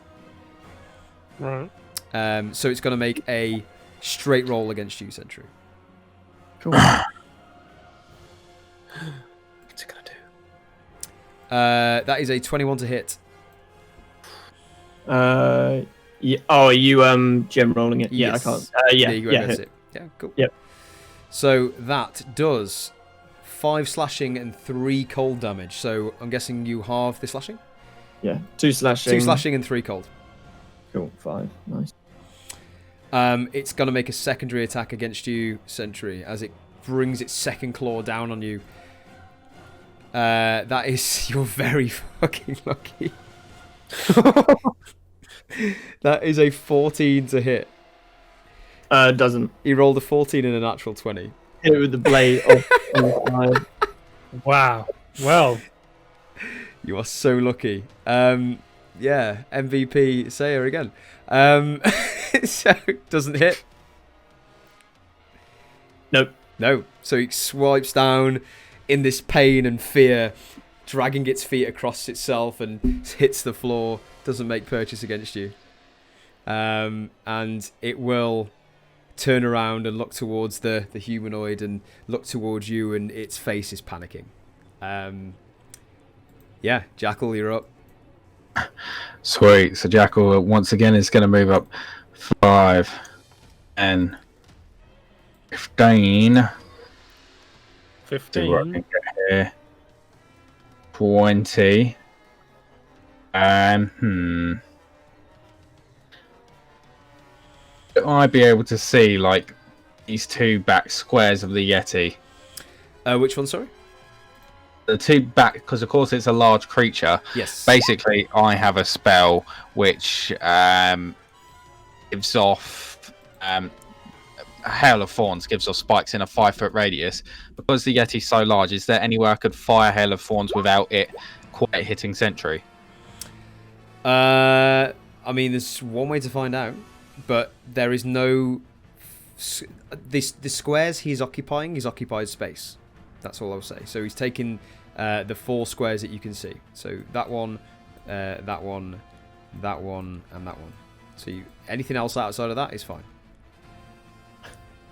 Okay, in that case, I'll risk it. I'm going to aim for the back corner of the Yeti.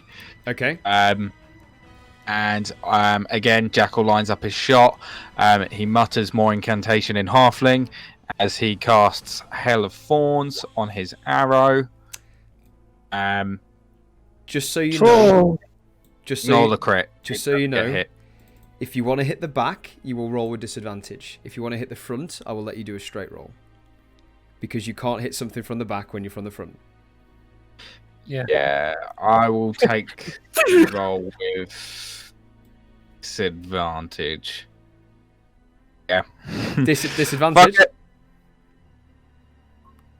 16 to hit. 16 absolutely hits. So it is 6 piercing damage, along with a further 5 piercing damage, along with a further What? 6 damage. What the hell?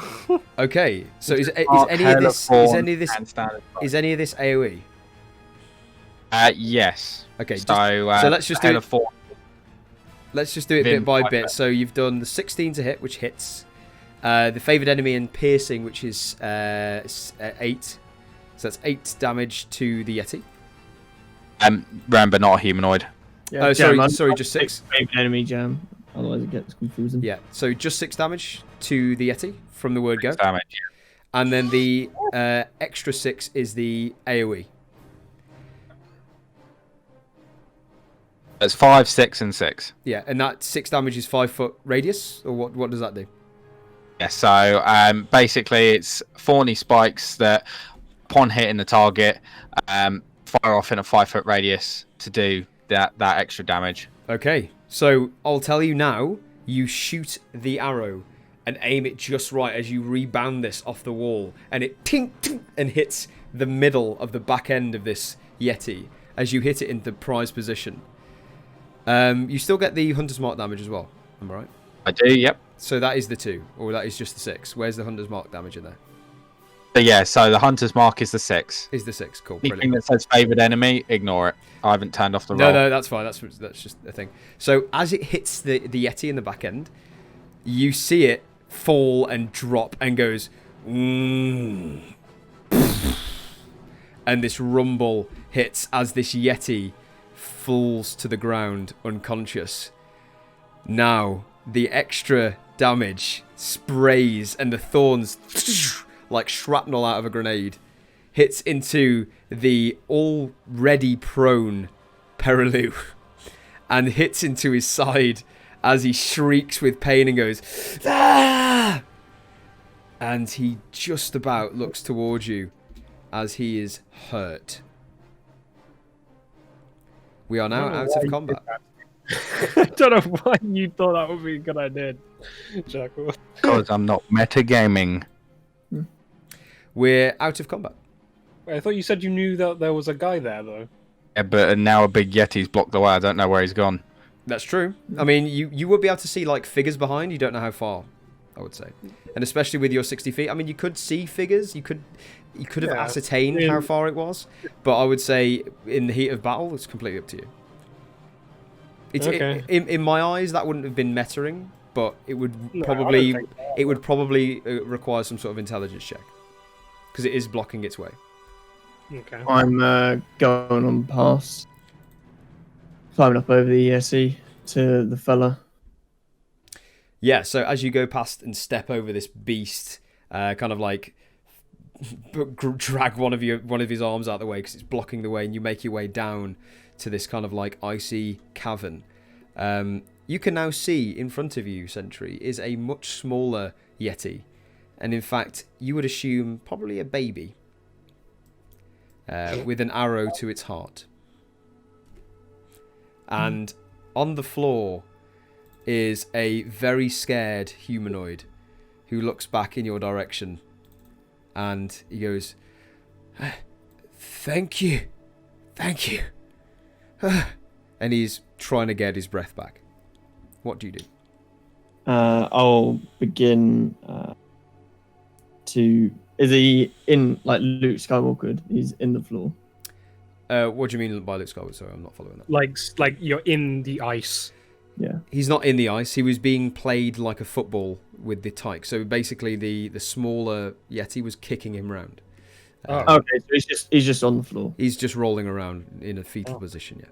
But he's now on the floor, badly beaten and bruised, and he spits out a bit of blood and says that phrase to you.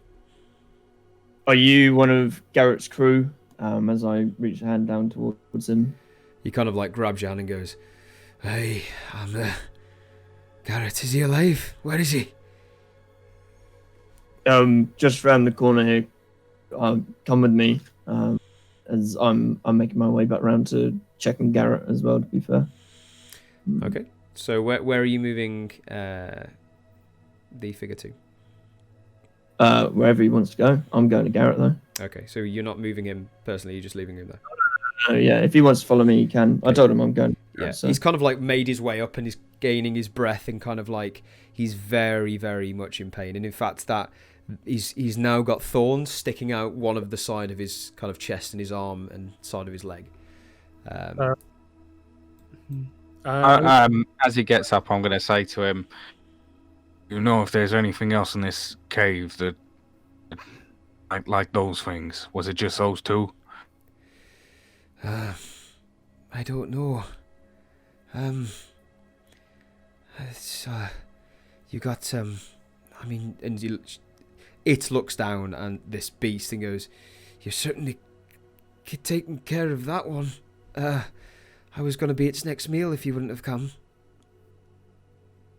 Can I ask, is Yeti meat edible? You would assume any meat is really edible. Okay. Well, I think at this point, Seiya's going to go back to his normal human form, and you would have by this time anyway. I would have said it would have dropped because of the battle and just after. Any time after this, now you'd be down to your normal self. Well, I'm gonna while they're having a bit of a convo over there, I'm going to like take out my serrated sword and kind of maybe cut sections out of it. Okay. To try and get some food to warm these guys up. Okay. If you're gonna do that, make a survival check for me. I shall. I think I get an advantage on survival. I'll have to check that. 1 second. I think that's on Hunter's Bane though. Hunter's Bane. Blah, blah, blah, fucking functional wisdom checks. Improves your body control, shape, hovercraft, massage. Okay, no, it's not. I'm stupid. Don't worry. I'm just doing it on one. Okay. 16. Brilliant. We'll just go back to the conversation with Jackal. and she says, Have you seen Mokingo anywhere? Oh, I'm afraid we're looking for your friends. Do you tell me what happened? When did you guys get split? Just before a few days ago, the Yeti, not this one, another one, attacked, and Garret managed to save us by distracting it, but I'm trying to find him and the rest of my party. Well, we found one, which is Garret. We're still on the lookout for the others.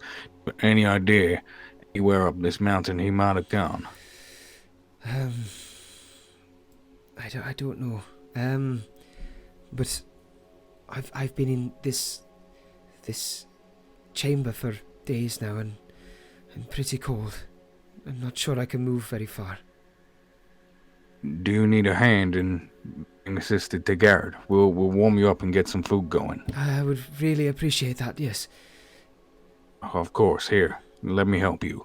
I'm going to help him up and then slowly help him over the Yeti and back to where Garrett's been sitting. Okay. Yeah, so you kind of like slump over like a helping a drunk mate out of town kind of thing. I don't know what that official lift's called, so I'm going to call it that. And Garret would be roughly about maybe 30 to 40 feet just away from you, around the bend where Sentry's gone. So as you saw Sentry go, I'm guessing you following him. Yeah, so you both make your way over towards the end. And so you're both over about here, would you say? Yeah. Yeah. Then I'll sit him down by Garret, or as close to, so they can have a chat with him. As you turn the corner, he kind of goes, sorry to get this right, we got sex wrong. It's a she. It's a she. Yeah. I assumed it was he. I don't know why. It's a she. Are we on about fish fingers? We're on about fish fingers, yeah. She's a she. And she's a halfling as well. I forgot to mention that. Terrible description. Anyway, walks round and basically stumbles her way towards Garret. And the first thing she says is, Garret, you're alive. Oh, by the gods. And sits down and just kind of like cuddles and kind of cradles him in a way.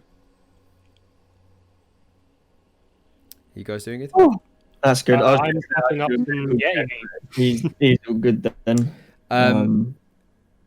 At this point, I would say that with a 16, you managed to get your knife into... Using your knife or your sword, by the way? Which one? A sword. Sword. So you're kind of It's serrated sword and cutting into the side of this Yeti's gullet, or the side of its chest area and belly area, trying to find the biggest version of meat you can find. And you can manage to source, I would say a steak-sized with a 16, but it's going to take you a few minutes to get it off. Okay, yeah, I'll just try and find as much as I can. Okay, So. yeah. So that'll take you roughly about 10 minutes to chew that up and get the bone away and make a portion of meat to be available maybe to eat. Just a little steak size from this gigantic Yeti. God damn. How big do you want to do it? What, like in terms of you feeding yourself or the whole pie? I want to try and get literally as much meat as I can. So it will take 10 minutes if you want to get as much meat as you can. Steak Yeah. for you, a lot less time. Yeah. I just want to get as much for everyone. So We're talking about a joint, like, you know, the ones you get from the butchers. Oh, yeah. Okay, that will be enough for everyone. Yeah. So if you want to feed the party as much as you can, it will take about 10 minutes to get that much meat. That's fine. Okay, cool. So while you're doing that, we will GTA pan straight out of yonder view into the cave where we left the Salvation a while ago. As she is making the check to find the supplies. Is that right? Yeah, I got a 5. Oh, you got a 5. Oh, it took that long to figure it out. I didn't look at the chat. I'm glad you said. Yeah. So with a 5, you make your way out of this kind of like cheese wheel. You roll it to one side. It takes a few seconds to push it because it's really heavy and in the state you're in, but you manage to squeeze just out and prise yourself out of it. And you kind of look up and you have no idea where to start. Like, it is a 10-foot wall full of snow. You see the tops of the tents, and you can see bits of wood and all sorts scattered around within this, but you have no idea where to go. I mean, can I not bring Athena out and prompt her? Because I'd remember the rough direction of where the base camp was, wouldn't I? You would, but under the snow, it's now... Obviously, this thing has drifted bits across. You have no idea. It could be 10 feet away. It could be 20 feet away. It could be 30 feet away. It could be 100 feet away. It is a wave of snow that has gone onto this camp. So the bits you're looking for are not where you would have remembered them to be. But if there's supplies under there, would Athena be able to sniff them out? Possibly. There's only one way to find out. I can't make any checks for Athena, so... You could talk to her. I would say I did before. I was saying that before we pinged over.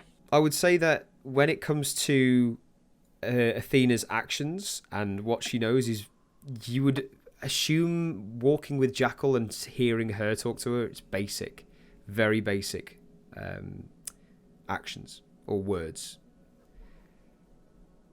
that she can understand. Yeah, that's why I said before that I was going to lead her out and tell us to dig. Okay.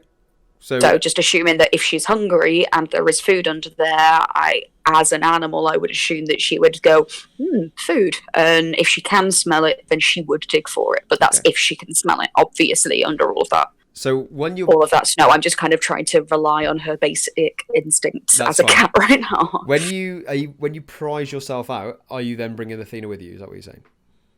Yeah, I said that. Sorry, I didn't remember. Oh no, it's fine. So you pull it out, Athena comes out with you, and then you kind of both look at this wall of ice and snow, and you kind of like look around, and I'm just going to make a quick check. I can do checks on behalf of Can you Athena. You make a check for me, please? Yeah, of course. What do you want to perceive? I would like you to make a investigation check for Athena, please. Investigation, that's intelligence, isn't it? It is indeed. I believe they're quite clever cats. You wish. That was a very good roll for her. She's got a -3. Either way, 16. You see, as soon as you exit this kind of cave and you look up and you go, I have no idea where to start. Athena's nose is to the ground, and then kind of like swooping things aside. And she kind of like finds this almost like slope of snow. It's not like kind of a sheer drop, it's like slope, and she kind of makes her way into the top and you see her go up. What do you do? Can I follow where she's just gone? Yeah, of course you can. It's kind of like to the left is where like the wall would have kind of collapsed, because it's not like a straight right angle, it's where the snow has gradually come down, so you can follow her up. Okay. So do you follow her up? Yes. Yeah. Okay, yeah, that's fine. So you make sure you kind of like grabbing onto this loose bits of snow, and you fall a little bit, and it kind of like gives way, and you're making your way up. As obviously you saw Athena jump from bits, so she's a bit more agile, but you make your way up to the top, and you can see her now. She is going around in this circle, almost like a dog, like nose to the ground, like, but more so like with kiddie paws, trying to like scoop things up. And she goes to a certain spot, and she digs and digs and digs, and you see her claws go in and in and in. And as she goes to the bottom of this kind of small hole, there is a brown box. And you see it just poking out the snow. Like the Can I get it? Yeah, you can certainly try, yeah. She's currently still digging it. If you want to continue digging or pull it, or what do you want to do?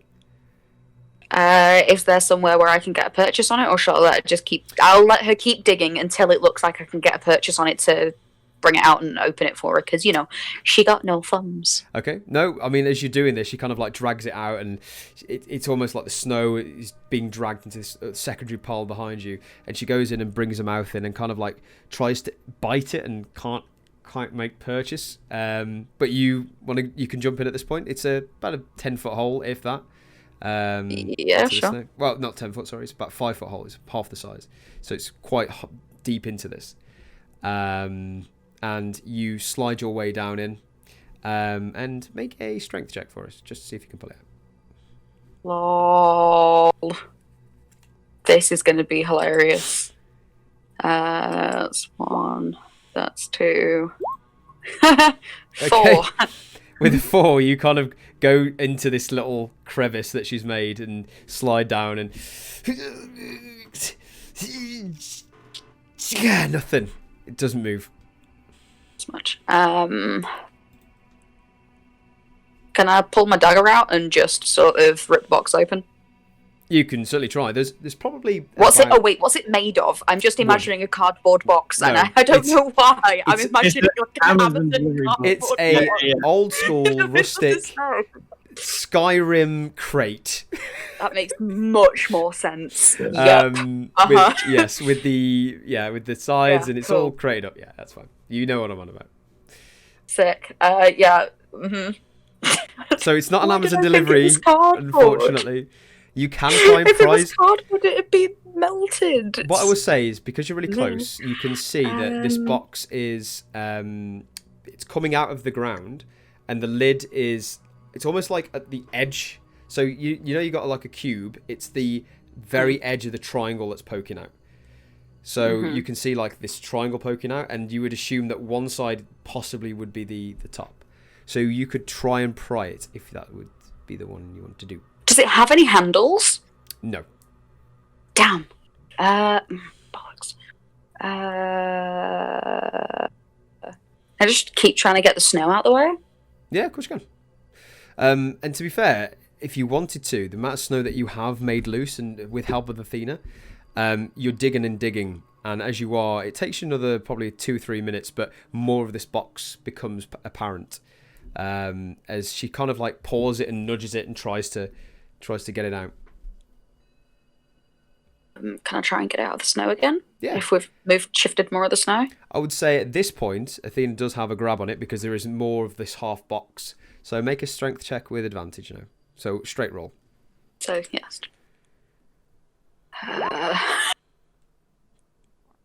It's a 3. I'm giving you Oh, everything no. I've got here. I'm really trying. How did it get worse? Brr, you are cold. Can you make a strength check for Athena, please?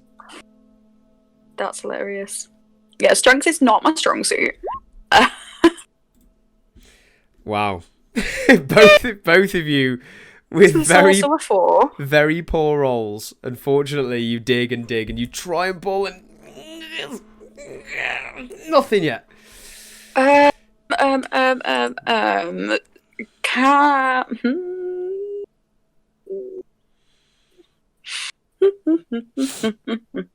It's almost one of those really awkward iced in Can't wedges do of that. box. Yeah.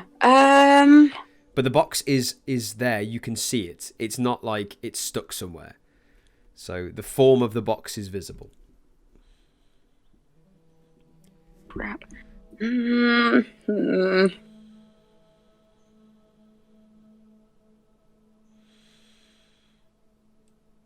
keep digging. Okay. I would say if you wanted to get this box loose and completely out of the snow, it would probably be another 5-ish minutes to do so, which is, I mean, it's not really a massive issue. I mean, with Athena's help, on your own, it might have taken an hour or so, but with these paws just digging in, I would say 5 or 10 minutes would have passed, and this box has now come to the surface of this little small hole. And it comes out, and you kind of like try and shift it up to one side, and it is heavy. Oof. Okay. Instead of trying to pick it up and take it anywhere, can I just open it where it is? Yeah, so it has 4 basic nails on each side. You'd recognise these boxes as storage or delivery boxes. You'd know what they look like from shipments. Okay. So it may take something to open it. They've also got the fat Amazon sticker on them. And the fat Amazon sticker and the return sticker just in case. And also the guys dropped it off and just driven off. He's chucked damn. it over the fence. FedEx man. It's not Hermes. I mean, it would be already open if it was Hermes. I mean. Yeah. She'd open it up, there'd be no rations inside. Just like Who I says don't- there's rations inside me? I just don't know whether to do something stupid or not. Oh god. So currently, box out of snow. Athena is trying to do things, but she's not making any purchase. No. Go on then. If I were to throw a spell at this box, Yes. would it just break the box apart, revealing what's inside? Depends Or would what it spell it destroy is. the box? What spell is it? Well, it's made of wood, so I can't use Sacred Flame. If it's fireball, then yes. I don't have Fireball. I'm I'm not gonna fine. do You're also in trouble. Yeah. If it's firebolt, possibly. What? I don't have either of those. I have Guiding Bolt. Just describe guarding bolt for me. A flash of light streaks towards a creature of your choice within range. Make a ranged spell attack against the target. Takes radiant damage. That would not open a box, unfortunately. I would not open a box. You I would think know so I that got it's not, nothing. it's not some sort of force that's opening anything. Yeah, I'm. Keep trying, I guess. At this point, Athena is getting very agitated. Jackal, Yeah. I would like you to make an attack roll for Athena, please. Sounds about right. Rar. Please be against the box. A 16 Yeah. and 5 slashing damage as Athena's claws, she takes a little step back and kind of goes on the top of this box, and half of good. it snaps off. And as it snaps off, it's so weird because half of it falls in on itself, it cracks and opens, and then ice just pours out. And it just goes onto this small mound. And within this mound of ice, you see 3 very large knucklehead trouts. Oh my goodness, I thought it was just going to be a box of ice. Oh my goodness. The panic. Cool, I'm just going to sort of... Well... I'm going to sort of, like, shuffle away one for myself as sneakily as I can. Not sneaky like I'm trying to hide it from her. Sneaky like I'm trying not to lose my fingers. And Make a just let dexterity her saving throw. have at the others.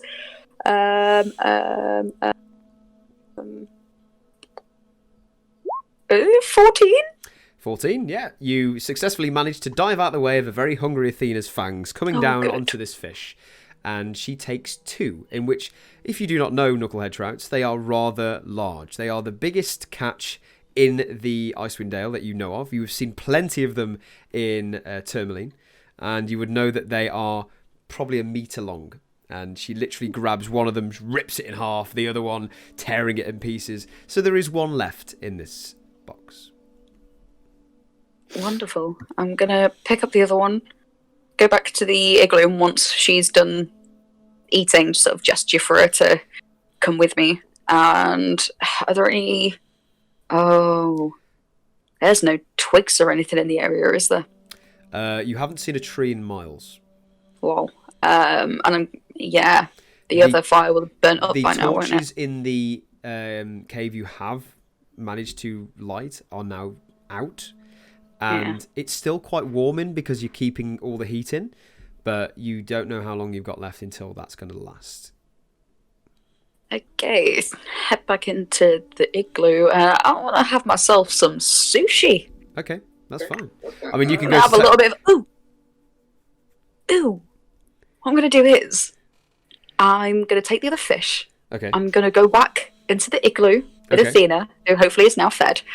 Shut ourselves back She into does the the igloo. typical kitty thing. So you turn around when you're walking towards the igloo, and she's got like half the fish hanging out either, and she's like going, and it's like dangling down, like yeah, and her ears are flopping around, and it's quite cute. Yeah. That's adorable. Blood everywhere. But, yeah, And- it's great. Once we're back in the igloo and the door is closed again, before having myself some sushi, I'm going to take 10 minutes to ritual cast Purify Food and Drink, just in case. Interesting. Very good thoughts. So you can take 10 minutes, and you want to describe what happens with your purified food and water?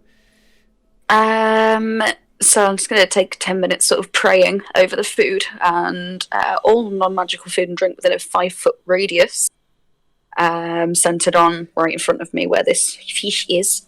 is purified and rendered free of poison and disease. Okay, cool. So that Therefore, happens, leaving it safe and to eat. as you obviously enter your little hole, I'm guessing you try and pry back the cheese wheel. Yes. Okay, so you pry back the cheese wheel, and the fish is presented on the floor. You cast your spell, and you believe it is purified. And yes. Oh wait, can I cook it with a sacred flame? Would that work? That's holy flame, not flame. Damn. Holy flame does not work the same Let's try. as lighting the bonfire. Let's burn you to hell flame. Although you'd burn the hell out of it. Oh! Go for it. You're like, I don't appreciate. I absolutely love that. It might not be cooked, but it has no demons. I mean, the demons are cooked, if that's, one of the things. Oh, it's just good. Yeah, okay, so I'll purify it, have myself some sushi, and then I guess Athena's satisfied, me satisfied, knowing that the guys have been gone for a very long time, knowing that it's very dark and cold out there, not knowing how long it's going to take me to get back to them, and not really wanting to go out there being slowed by myself. After having a substantial amount of fish, I'm going to bed down for a long rest. Okay.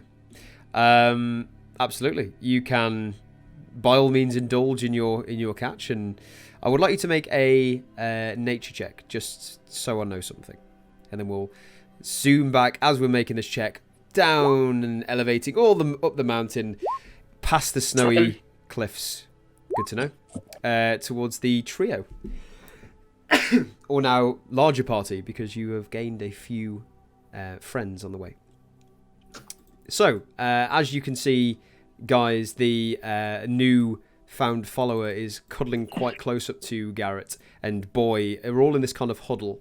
You have 2 dead Yetis in front of you, and you are sitting by a pile of bones and desecrated body parts. What are you doing?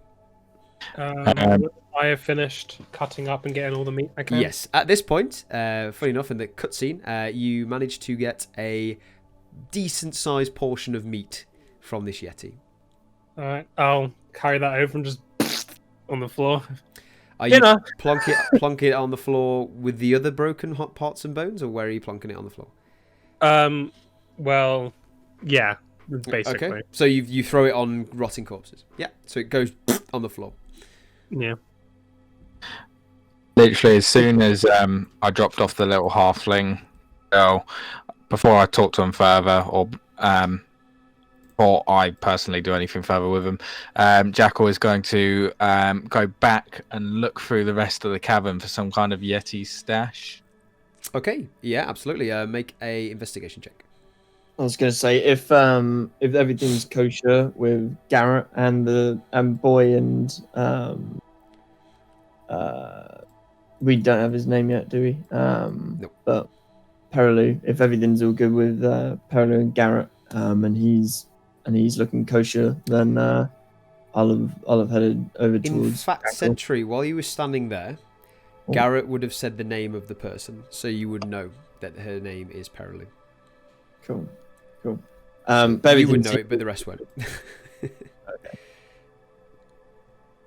Everything seems kosher with him, though. He's not like bleeding out or dying. No, at the moment he's got this wraps around him that you've fashioned out the hide, and Boy's kind of keeping him warm as well as this other figure is now hugging. So he's got plenty of warmth, you would assume. Cool. I'll head on him with Jackal then if he's going on him. You can make a secondary. I mean, you haven't made the investigation check, have you? So you can make one with advantage, or you can make one each. That's up to you.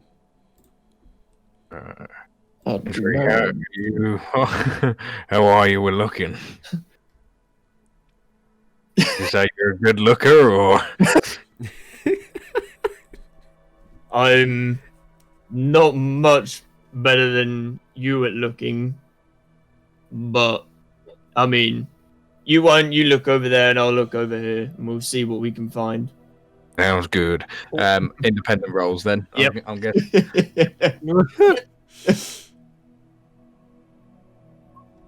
But whilst we're going on in and we're looking about, since we're a little ways away from the others, Jackal, did you ask the Perilu about their friends, or have you seen anything so far of their friends? Maybe, hopefully, we don't find the other named. I will silent speech back to Sentry. Halfling girl didn't say much, but apparently she believes that there is still another person out there. But I didn't get much off of her. I felt like she should at least get over the initial shock. Then she might be able to answer our questions better. Looking around. So with your investigation checks, there's nothing more than bones and kind of like 30 for the people watching. Yeah, that's fine. Bits of debris and empty. It's like bits and clothes and rags and parts of armor that's torn. On the floor is just a mess. And as you're looking around, you hear a huge scream come from the place of which you left Perilou. Instantly running that way. You instantly want to go back? Stream sound familiar at all or not? Oh no, that you can assume something has happened since you've just left. Like you've left a room, someone screamed. Yeah, run. Shit. Okay. Back with Sentry. Yeah, you both make your way back, and she's kind of knelt down and left Garret. She's knelt down on the floor, and she is staring at this severed head.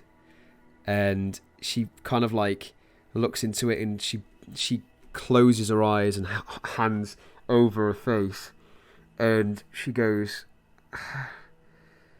"You don't want to look over here." She says that to Garret. Oh, it's one of their party members, probably. That's not good. And what you see on further inspection, if you guys are both coming round, I mean, I'm already round there. yeah, I'm guessing you would have come over. You see a severed head of a Goliath. It's a bald, tattooed head, and you assume by the look on her face that it's familiar.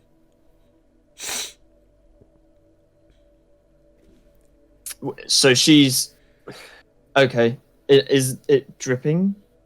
It's currently frozen over. The blood underneath the neck has congealed, and the eyes have sunken back, and all you can see is just the eerie, cold flesh. Okay. Does she have a bag on her or anything? What, Perilou on her person? Yeah. No, she is stripped of all possessions. Where did you get that head? Whose head is that, Perilou? That's my Kingo. That's my Kingo. You're who now? It's one of my friends. Oh. He's...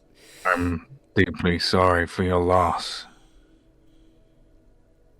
And you can see you can see now all the bones are matching up of where this body would have been. So the head's part, and then the arms kind of look the same size, and you can imagine this Yeti is just torn into it. Wait, where I put the meat of the should I pick this up? You've thrown it in the middle of that. So Okay, I'll quickly run over and be like, I'm sorry. yeah, she doesn't really take notice of this, but yeah, you do that. That's fine. Sorry, where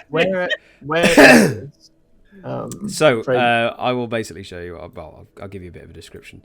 So you were here, and the head that she found. Obviously, for the guys at home, I'm going to see this, but it's literally on where you are now. So the head was found there. Okay.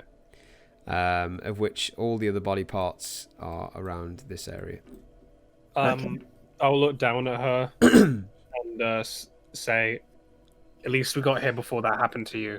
Try and look at the bright side for now. She is like in tears. Her face is bright red and bruised, and she's still got these shards still in her left hand side, and she is not looking great. She's not acknowledging what I said. Or... From what you said and in health, she looks very poor. Okay. Yeah, I'm gonna silent speech to Seiya. You fucking idiot. I say back, I'm like, what? You were the one who shot her. Hey, stand back a minute. I guess a step back.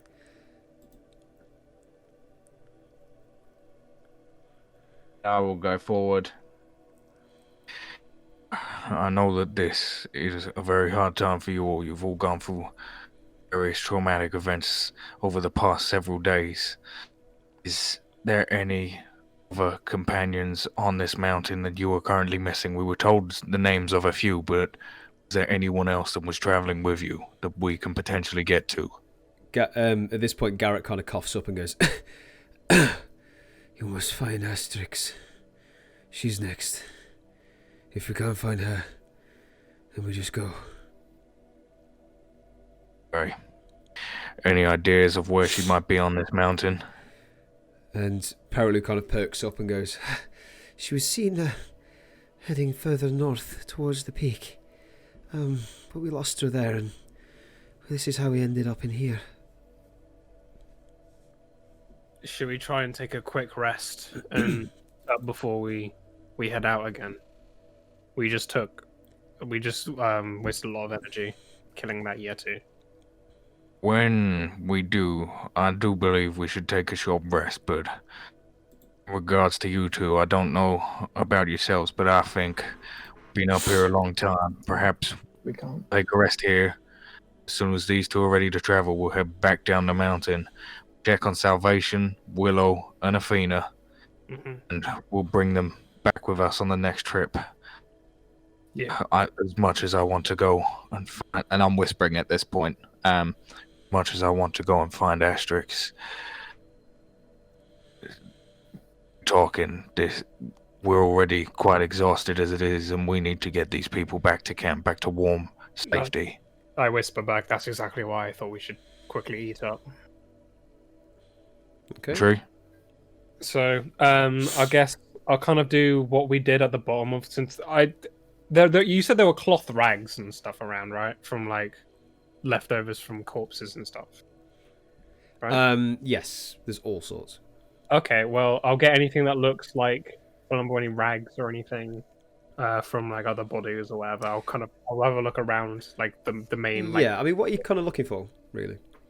anything that could be used as like a fire starter, anything that could be burned to make a little fire to try and cook the meat that I got. Yeah, I mean, it's not difficult. You can find parts of rags. They are quite damp and wet, but you would assume they would set on fire if tried. Okay, well, I'll try and make a little. So put large piece of rag in your inventory. Okay, well, I'm as soon as I get that, I'm gonna place it down to make a makeshift fire to try and cook the meat for us anyway. Okay. Make a survival check. Okay. 11. You kind of like in this very cold and it's a little bit drafty in here. It's not obviously a blizzard, but you kind of try and spark this up. What are you using to spark it up? Using your flame? Yeah. So you use your flame to kind of like try and set it alight, and this rag's just not setting. It's just not taking it. Yeah. Okay. Can I try again? A second. I'll look over the Sentry and see. You have any way we could cook this? I don't have any flaming sword. If we're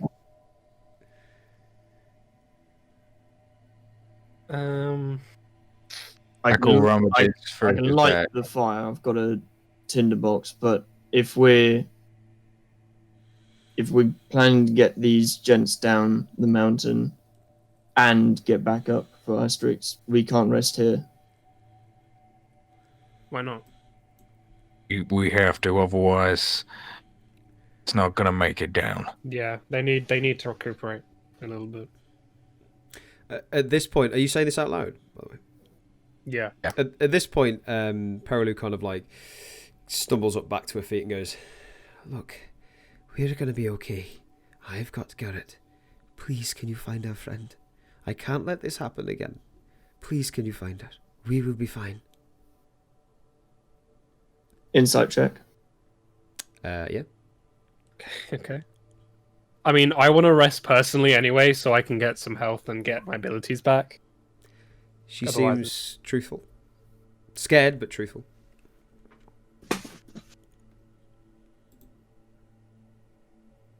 Perhaps Seiya could remain here with these two. Sentry, you and I can head back down the mountain to find Willow, Athena, and Salvation. We can check on them.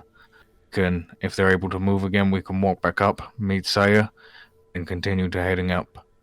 That Whole sounds process okay to me, honestly. take too long, but I think it's our best option.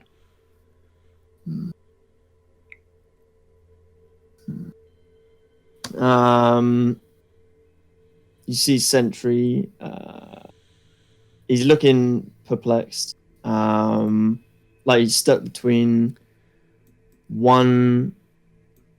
It looks like he's stuck on between multiple choices to be made. And you just see him looking from one side to the other. I'm worried that the more time we spend and eat here, the more time we might miss with Asterix.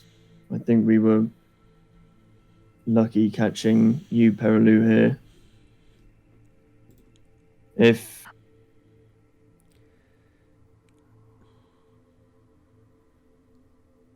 If we need to rest, how long's the journey, Fraser, back down to where Salvation is?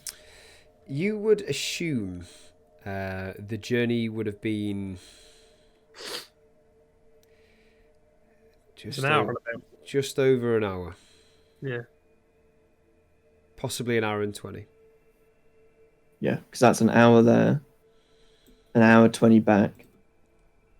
So that's 2 hours 40 minutes, and then another however long to the peak of the summit. And that's the conundrum. Din din din. I mean, Seiya, Sentry's thinking, what do you think? I agree. I agree with you.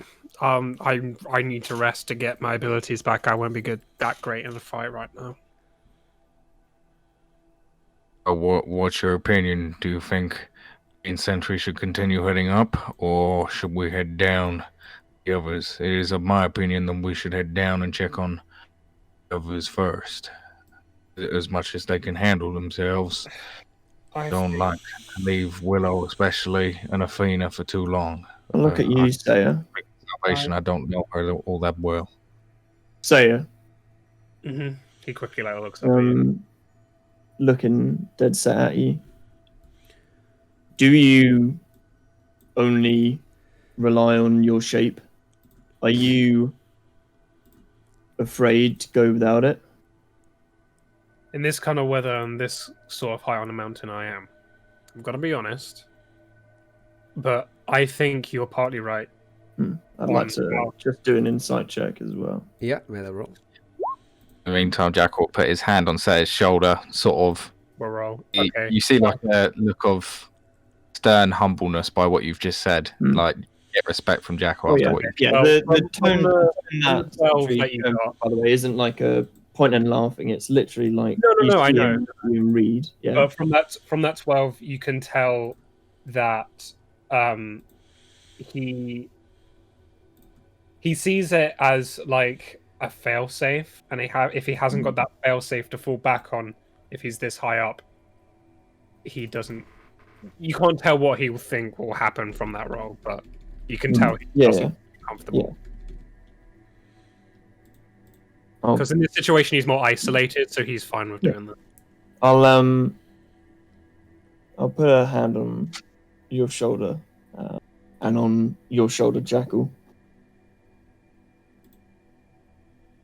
With the three of us, and if Salvation was here too, we could, well, with Salvation and with Willow and Athena here, with all of us in tow, I know we could get to the top of this mountain with no issue. Seiya, you You don't have fur and teeth and claws out of your hands, but I haven't seen anybody else who's got a sword that's on fire and one that can quickly move about and make a dead body rise. You, Jackal, I don't see anybody else who can shoot a Yeti from behind and make sticky thorns come out. Let's be honest, Sentry, you haven't seen a lot of things, but we should... I agree. I think we should try and look for this last party member, honestly. It would just take too long to go back down and back up.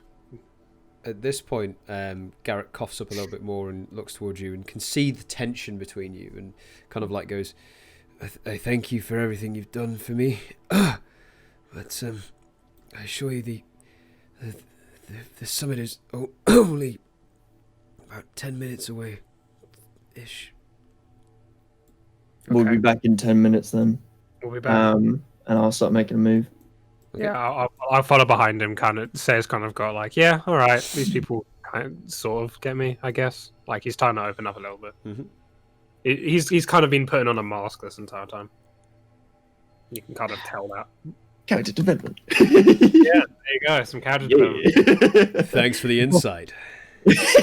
Yeah, that insight check you did find out quite a bit. To be fair. Yeah. So who's leaving the cave? A little bit more though. Who's leaving the With cave? purpose, I am. Yeah, I'll be behind Sentry. Sentry and Jackal as well. And Jackal Seeing as follows what's going to the summit. Okay, would you like to start moving your tokens? Oh yeah, of course. Oops. Guys, I guess guys at home maybe- can't see this, but hey. Be like that, I guess. Woo. So, as you guys are leaving the cave, Jackal, do you want to move yours or? You leave and turn around and kind of see these guys kind of like cuddling and crying and this kind of sense of friendship, and it's quite overwhelming, especially to you, Sentry, because friendship's weird. But for you, Jackal, and for you, Seiya, you kind of like it kind of brings back past memories of people you've possibly lost or possibly you could have saved, and it kind of hits you in the feels a little bit more so than it should. I've got one in my mind. And as you're leaving this cave, you turn around, you turn back around. There is a figure standing 8 foot tall in front of you, and it kind of looks down at you and drops, oh shit, Dad. drops this goat on the floor that is dead. Is And you hear... Oh, like everyone's roll initiative. Shit. Okay, I think we found the wife of the Yeti. Oh, can you just roll that again, sorry, because I was just thinking it. I got an 18.18. Yeah, cool, nice. I'll put you on. Shit! It's come back from work. Basically, honey, I'm home. Yeah. Oh my god! Well, at least we caught it out here rather than it coming in. Otherwise, that would be messy. There's no such thing as a messy Yeti. Holy shit! The other one sure is. All right, Jackal. Okay. Jackal mean business. It means I actually get a go before Sentry. I'm so happy. And you still have dark vision as well. For like, I mean, we're outside. Yeah. Mhm. This Yeti is outside, so. Hey, Fraser. Yes. I mean, I know it was an inspirational speech, but was it? I enjoyed that, mate. I enjoyed it. Yeah. I really enjoyed it. And you know what? You'll find out. You know what? Shut the fuck up, Luke. I mean, there's a bag, and then there's a bag. for inspiration points. Hey, man. Sometimes DMs forget. I put on the battle music for you. Thank you, buddy. I'm just waiting for a good old 20 to load. Oh yay! Shit, this Yeti's gonna get a turn. Yeah. Before you, Yeah, yes, it is. Speech, and then Gonna be like, So we'll begin the battle while this is loading up. So, as you see in front of you, dropped a dead goat, which looks very familiar to all of you, especially the people that scared it off. And looks like the Yeti got the catch of the day. And as it drops it roars in your direction. Jackal, you're up. What are you doing? That's my fucking goat. He takes a hit. As Jackal quickly pulls out his bow, whips an arrow into the quiver, into the string, and just lets it fly. Absolutely makes purchase, and as it fires out, whistles with the wind into the side of the Yeti again. Very familiar battle start to the last one. How much damage? For 12 piercing damage. 12 piercing damage, fantastic. Favorite enemy. There you go. So that's okay, cool. Yeah, absolutely. Smashes into the side of it, and it kind of like whelps and roars back in your direction. Yeah. You doing anything else? There's Jack. Yeah, he's just gonna roll back 5 feet, and that'll be the end of his turn. Absolutely. Cool. Next up, Seiya. Yeti's on deck. Well, I've been giggling, but I've got an idea. So there's a dead goat, right? There is a dead goat. Can I? Can I use? I can see where this is going. Can I use blankets of the fallen puppet on it to attack the Yeti? Describe what the ability says. Huh? Describe what the ability says. So, when a creature that you see within 30 feet of you is at 0 hit points, you can use your reaction to give the creature a final act of aggression, or any kind of aggression. That creature immediately takes a single attack against the target of your choice within its attack range. And what's the range of that spell? 30 feet. I would say that's doable. Yes! This thing's gonna get rammed! It's brilliant, Seiya, but well done. Now you've got to make the DM try and find the attack scores of a goat. Hey, I'm already there. Yeah. Alright, so I look at Sentry, who's like, this better fucking work. As blood starts to drip down my face, and I take, let's see how much damage it does to myself. Where is Drug Malady? I take 4 damage. That's no fun. Alright, 1, 2, 3, 4. And the goat just starts to fucking Okay, so as you see this dead form of this goat on the floor, its legs start snapping and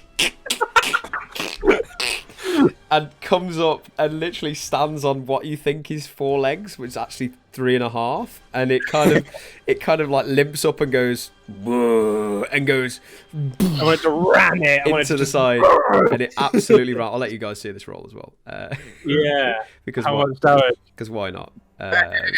Into like the leg of it, which is like Here we go. Right, okay. So it rams into the side of this leg yeah, this counts with as a a reaction. natural 1.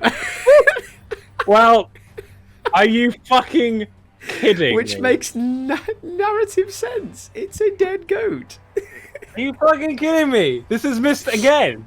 So it goes in, and the goat comes back from the dead, all happy, and just basically its head just goes, and then just falls back. Every time I've done this stupid fucking. All right, that was because that's a reaction thing. Okay. I'm gonna run. After seeing this, Seiya literally shouts, "God damn it!" and like runs at the Yeti with his flaming sword and takes a swing at it Oh man. Okay. Now it's dead. Okay. Make an attack roll. with my rage. Not 90 hit. You go in with this rage of you've like failed the spell, and you throw your sword down, and it kind of like hits the ground and scrapes across as he dodges it out of the way. No purchase, unfortunately. Okay, I'm gonna jump back. But as he after that. sees the flame go down, you see it like kind of like scared, and its emotions throw up, and you can see it's fearful of this flame. Alright, I'm gonna move 1 space back after that. Just Okay. Yeti's turn, if that's your go. Every fucking time I do that stupid ability. Hey, when you get it off though, that's gonna be a natty 20, guaranteed. That's going to be a naughty boy 20. Yeah. By the way, Ollie, I'll say after. Actually. Yeah, I know. I haven't got right to play it. No. It was something else. Oh no, wait, no, I do have right to play. Feel free to put it in chat, by the way. You can put it in chat. I'll let you. Yeah, say it. In case it's important. No, it's all good. Okay. Yeah, you can go.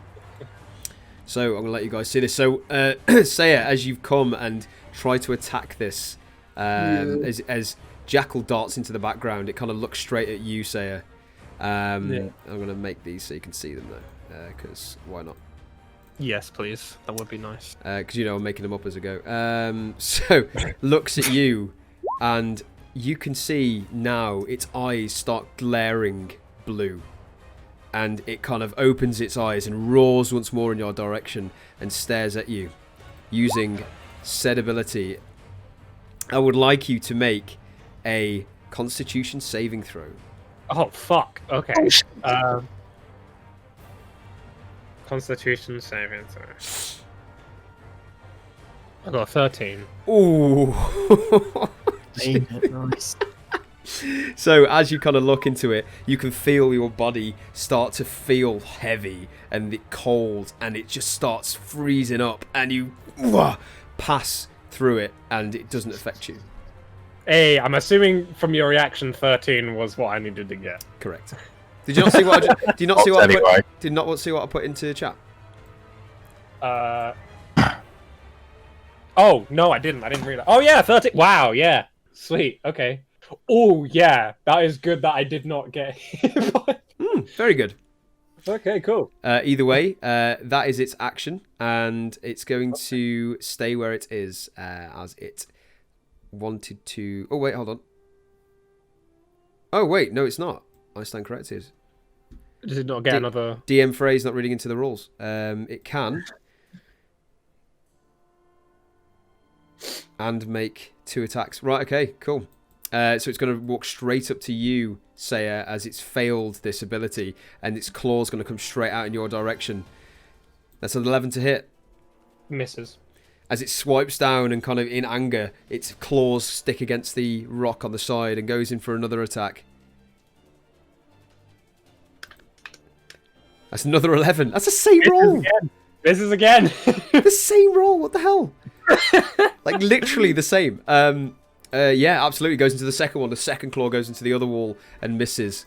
In anger, it stands there and just roars into Sentry in yours face. Sentry, you're up.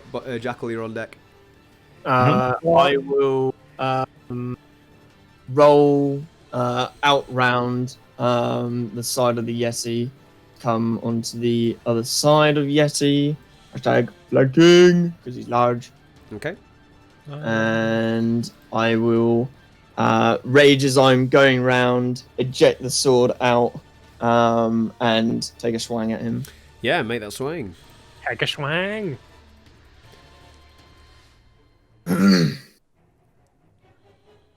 Collect, it's just loading.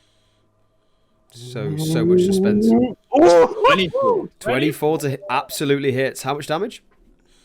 That is 20. 20 damage. So as you slash your sword straight into the gut of this thing, it kind of belts out a radiance of energy, and it ripples through, and you see its skin ripple off, and kind of lesions pulp out, and it goes poof, and it almost drops to the floor, and it is in pain, and it's hurt.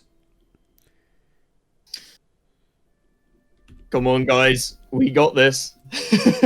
Just in mind. It's really trying for this inspiration point. Are you, is that your go? Yeah. Okay. Jackal, you're on deck. Oh, sorry, Jackal, you're up. Sentry, you're on deck. Nice. Right, I'm going to try and do something a bit clever here. I was using my halfling nimbleness. I'm going to go in between Seiya's legs with 5 foot. I'd like to pull out my swords. Okay. And slash at the Yeti. Okay. A sword attack. Advantage because of flanking, so 26 to hit. 26 absolutely hits. Or 10 piercing damage. Okay, 10 piercing damage. You slash straight into it and it whelps in pain and drops to one knee. Absolutely hurt now.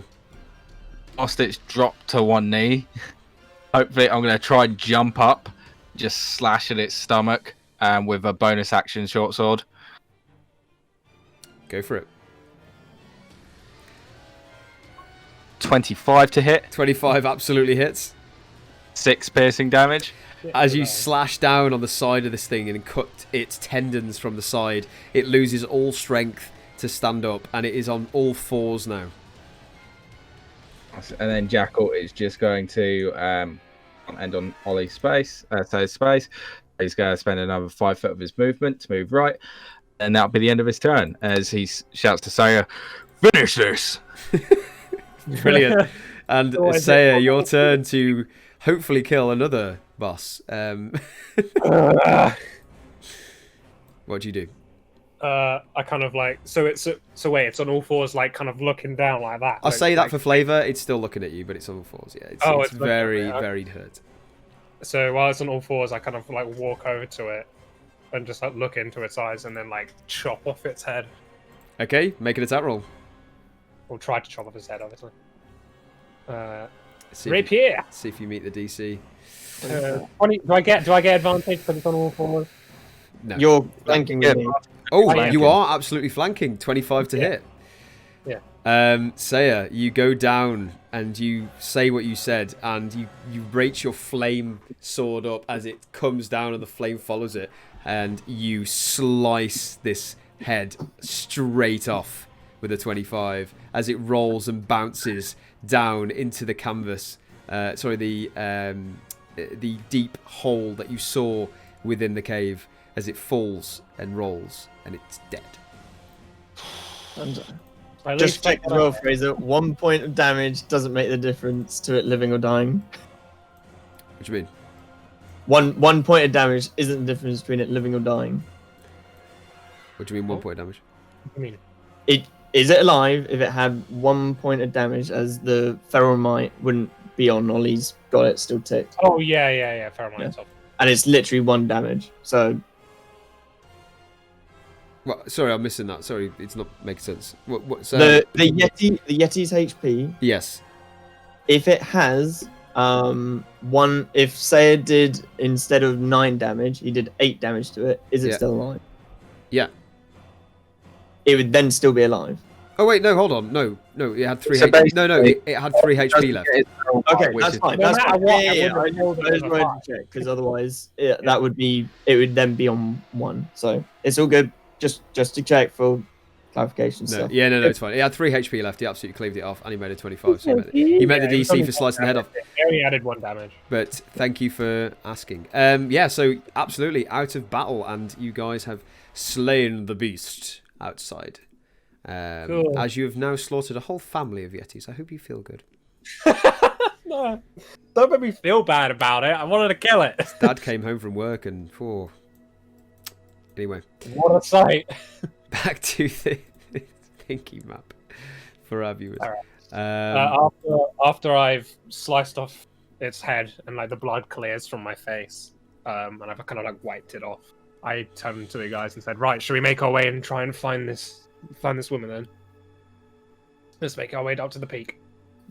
Go up to the peak, but yeah, Just want to make an insight check as well. can make that roll. Me? Got 5. Yeah, I just wanted to see on Seiya's mood, but I only got 5, so Wait, you're doing Wait, an insight check for me? yeah. It was literally just to because insight isn't like truth or lies. It's like determining somebody's Intentions, General. moods, or spirits. intention, mood, spirits. Yeah. So it's literally just to Yeah, from the see 5. if your mood was more confident. But I got Yeah, 5. no, you just got the surface level from what you said. Fine. It's cool. Can I quickly attempt to cut off the head of the Yeti? It's already cut off. In that case, I'm going to pick up the Yeti head, put it in my bag, and say, "I think Salvation might appreciate this. You know she's into the good stuff." Yeah. Okay, you can definitely add 1 Yeti head and the weight of it, which is £6, into your inventory. £6. Absolutely. The Yeti head itself is absolutely massive.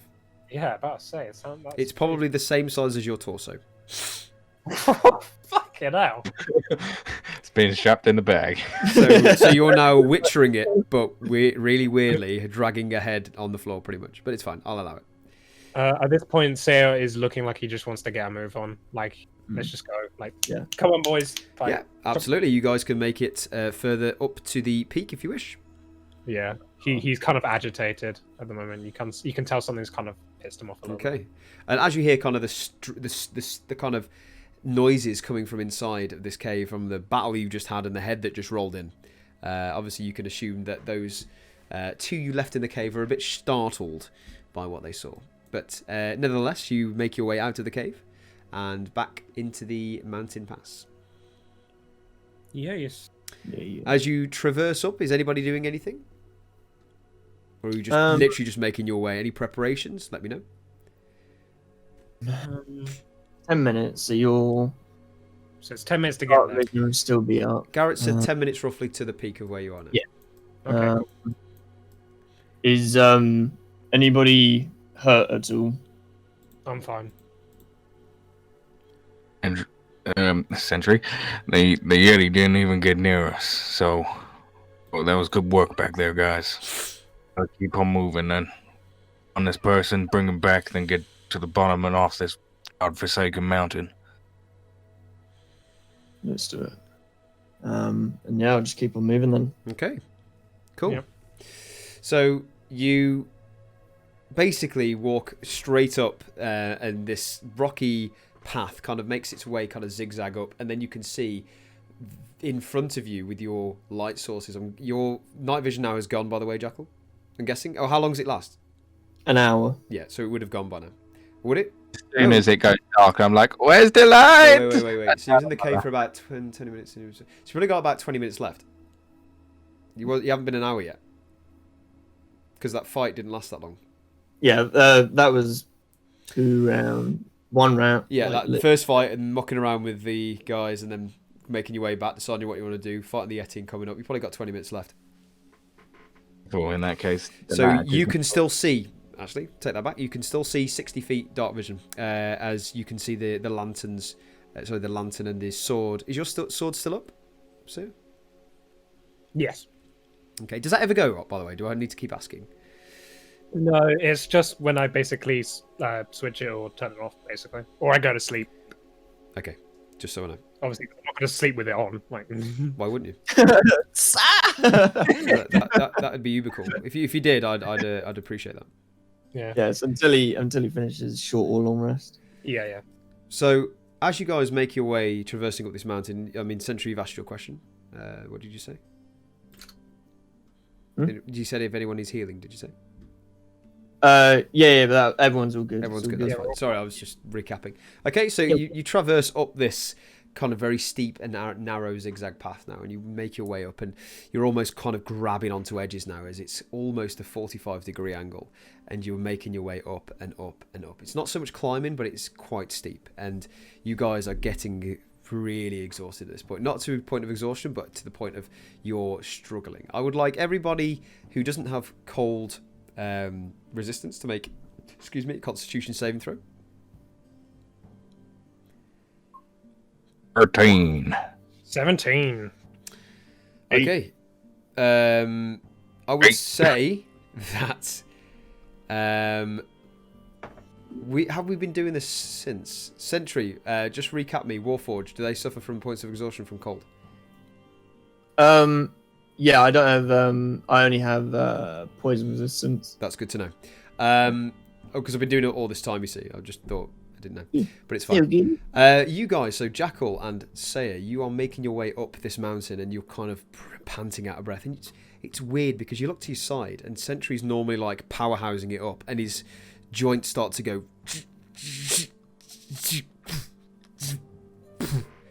and he's struggling, and it's almost like his joints are snapping. I'll look behind me. Sentry, do you need some kind of lubrication? Yeah, you need some oil. No, let's just keep going. Sentry, I'd like you to take a point of exhaustion, please. Yeah. I want to make an insight check on what Sentry's just said. Yeah, absolutely, mate. They're all 9. a 9. I mean, yeah. I mean, you can answer if you want. Yeah. No. He's. I mean, from physicality, you can see that there's ice building on him. But as far as Sentry saying that he's right, just keep going. He means it. Okay. So as you kind of go up, you can see Sentry slow down a little bit, and his kind of body twinges. And unlike Sentry form, this cold is really beating down, and it feels a lot colder now than it ever has been. So that the temperature has definitely dropped. And suddenly, about 9 minutes in, and you think you're there, and you pull yourself up to this ledge, and you come across the edge of a vast and deep crevasse where nowhere to go but down. A collapsed tent lies half buried in the snow near the precipice. Jutting out of a nearby snowbank is a pair of leather blue boots. Next to this, a grim display of a figure in cold weather clothing sits in the snow, her knees pulled in tight to her chest. Horns protrude from underneath the figure's fur-lined hood. What do you do? I'll call out to her and say, "Excuse me!" Do they react? Nothing. Do I see anything around? Make a perception check. I'll do the same. Yep, same here. Yeah, all can do it. Gee, 17. natural one. Okay, Jackal and Sentry, you just see this collapsed tent and this almost campsite that's just been desiccated. But Seiya, you move closer in and you smell and you go, there's no smell coming from this. And there's no smell around. Okay. And you come closer to this figure, and its skin is blue and crusted over. And you move to the side just to see the face, and it's in a haunting, frozen time loop. So they're frozen. Okay. Would I be able to tell if they're alive or not? Can I? Yeah. Using your general knowledge and intelligence of the cold, you would assume that this figure has passed on. Did Garret give us a description at all of Astrid? Asterix Would he mentioned anything of Asterix? on the journey, I would say that he would have been ushering words such as horns and tiefling. And things like that, so you would get a general idea, and this fits the description. Okay. I'll slowly stand up and inform Jackal and Sentry of their passing. So we're all down in the crevice now, are we? Yeah, in the crevasse. Yeah. Yeah. I want to just look over the body, basically make a general gist, try to see if I can work out how long this guy might have been dead.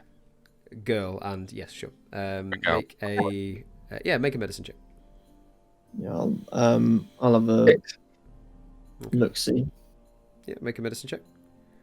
I'm gonna. You know what? Yeah, fuck it. We'll do it. Why not? Might as well. You can all have a check because you're all looking, which is fine. Yeah. Probably not with my herbalism. Wow, Would just be medicine, but- you guys. Exhausted. With Yeah, the- we just climbed the mountain. With is it straight medicine? Straight medicine, yeah. With herbalism. No, straight medicine. Cool. Disadvantage. That. Okay, 5. You can't see much, and all you can see really is where the sight of her boots sunk into the kind of like snow, as she kind of like almost let the elements claim her. Yeah, from how you said she was sitting, she just kind of looked like, fuck it! Jackal will kneel down and look for any kind of personal belongings, valuables that he can bring back to show others. Okay. Yeah, I mean, I wouldn't say you necessarily need to make an investigation because you're just there, just looking at it and looking around. But what you do see is a kind of bulge in the side of a pocket of a winter coat, and you place your hand in, and it's a potion, and it's blue of liquid. And you go into the other side of the coat, and you find this very beautiful, intricate, leather-bound spell book that you would recognise from Willow's studies. It looks just like what she would use, but you have no idea what it says. But you do realise it's of arcane nature. Okay. I will put both in my backpack. Yes. So put the potion, blue liquid, and the leather-bound spellbook into your. Did you say she was encased in ice? Sorry, or she was just frozen? It's that you know that gif of that guy who looks cold. It looks like that. Yeah. Where he's got like the blue skin and all the bits dripping off of him. Yeah. Sentry will go to pick her up. Okay. Very slight bits of steam around him. Okay. As you guys bend, as Sentry bends down to pick her up, everyone make a perception check. Disadvantage. Oh, that's the spirit. 7. Okay, so I mean, you all made decent rolls except for Sentry, and obviously he's picking her up, so this makes narrative sense. Seiya and Jackal, you both at this point see this figure being picked up, and then you both hear a very small muttered laugh coming from roughly 20 feet away, 25 feet away from you. And you hear, a funny thing, death, isn't it? Taken so young. What a shame. I quickly turn around, snap behind me to see if there's anyone there. Yeah, you turn around, and you do see. Okay, you do see. I'll show you exactly what you see. Oh, we get visuals. Yeah, man. This guy. Yeah, just to explain the role, I fire just in the general direction of wherever it's heard without question. Yeah, absolutely. We'll get to you in a sec. Give me a second. Hold on. So let me just bring this into your journals, guys. Ooh, here we go. Just so you can see. Good thing that motherfucker didn't hear. Sentry didn't hear that motherfucker. Otherwise, he'd have had a rage. Threw her at him. Okay, you three guys look into your journal, and there should be a mysterious figure. Mysterious figure. Woo! This guy looks cool. You see this figure apparate in front of you, and Jackal, as you throw your arrow back and loose it, it literally goes straight towards the chest, and you think, this is it. Whatever this thing is must have killed. It's going to go through. It passes straight through. And Just gonna. it kind of has its anime style sword on the shoulder, you think those games are gonna work? Do I see Wait, him it goes hear through? it now? It goes through him like a ghost, did you say? Almost like it just apparated through, just went right through. He heard it ping off the wall behind, but it carries on talking and says, Do I see it now as well? Sorry. You've stood up and turned around and you see this, yeah. And it goes, why are you guys so angry all the time? I mean, she obviously had a good time, more so than you're having. Jackal fires again. Okay. Oh my God, again, make sure you're Actually, make sure you're knocking off these shots in your turn. I am. You throw an arrow forward again, straight to the head, passes right through. And angry from Jackal's and he kind of walks over to you and sheaths its sword and goes, what have we here? Is he in front of us now? 10 feet in front of you. I'm gonna slowly walk, so I'm kind of face to face, nose not too far apart. And you are? Well, you're not the ones I'm looking for, I can tell you that. And who exactly are you looking for? Please tell me, where is the, shall we say, elf or tiefling? I have no idea who you're talking about. You're gonna answer our questions first. We just found this person just sitting here dead. Was it yours? I care not for this person in front of you. I couldn't care less. The frost has claimed her like many imbeciles that climb this mountain. Then why do you think you're going to find the people you're looking for? Because I can sense her around. I'm sure she's here. So I'll find her and make sure that pays for her ways. But nonetheless, nice to see you all. And kind of gives a very obnoxious bow. And you look down and look up and you see smoke and it's gone. I turn around and look at the guys go. Was there an incantation? Everyone make a secondary perception check. Secondary percent. Oh, just another percent. Yeah, just another one. 5. 20! So yeah, 21. Sentry, you kind of you're baffled with this figure and you don't see much, but as this wind's blowing over Seiya and Jackal, you can see there are no footprints in the snow. And it's strange. Jackal, make a history check for us. Yeah, would I know what this is? Is either like some kind of magic? Did he have a race at all? Without the hit, well, Yeah. I think I already kind of know, but Yeah. and Okay. You swear you've seen this kind of thing before, but you're not quite sure what it is. Did he? Sorry, you didn't describe his. Sorry, I was giving you the handout. The evil fella. Look, yeah. So he had this pale of face, almost kind of beady eyes. He had a mask over his mouth and hood over his head, but you can see blonde strands of hair matted over. You can see this very high winter fur coat, very intricately decorated with almost like samurai-esque physique. So you've got straps and leathers and cloths coming down from his torso, holding many bags, as well as kind of like sheaths of daggers and all sorts. And this blade he was holding was very intricately made, something you've never seen before. And he was human. You assume so. You couldn't see the ears, you could just only see the front partial bit of the face. So he was looking for a tiefling and an elf, did you say? Yeah. we need to get down this I mountain. wonder who they're talking about. We'll meet you at the bottom of the mountain. Need to get to Willow immediately.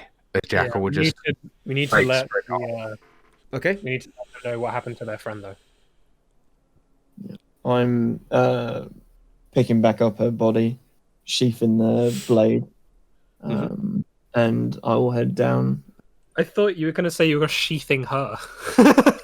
I sheath her within my back. Yeah. No. Yeah, I'll sheath the blade and Okay. delicately pick her up. That's not breaking. Let's head down to the cave, guys. Okay, so you leave the area, and the weird location of this dismantled camp and the figure you've seen, you make your way back down past the cave. I'd say you get there without issue.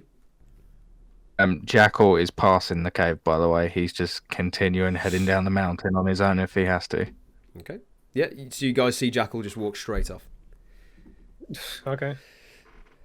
Jackal, if it's Willow you're worried about, she's at the bottom of the mountain here. If you need to, you can continue. I'll take the others back. You just see a nod from Jackal as he's running off. Be careful climbing down the mountain. And I'll head in to where the Garret and Lorone is. Okay. Yeah. Yeah, go on. Before you head in, sorry, literally on the cusp of probably 30 feet, just after the nod, silent speech to Sentry. Get down as quickly as you can. This is dangerous. And I don't know what I'm going to be doing. Are you going? Are you coming or going? I can't speak back with it as well. Sorry. I'll say to Sentry, do you think you can handle them yourself? They're climbers, aren't they? They're a little bit injured, but if you need to, you can head down with Jackal. I'll take the rest. Just be careful. Okay, gotcha. And I'll start running after Jackal. And I'll head in and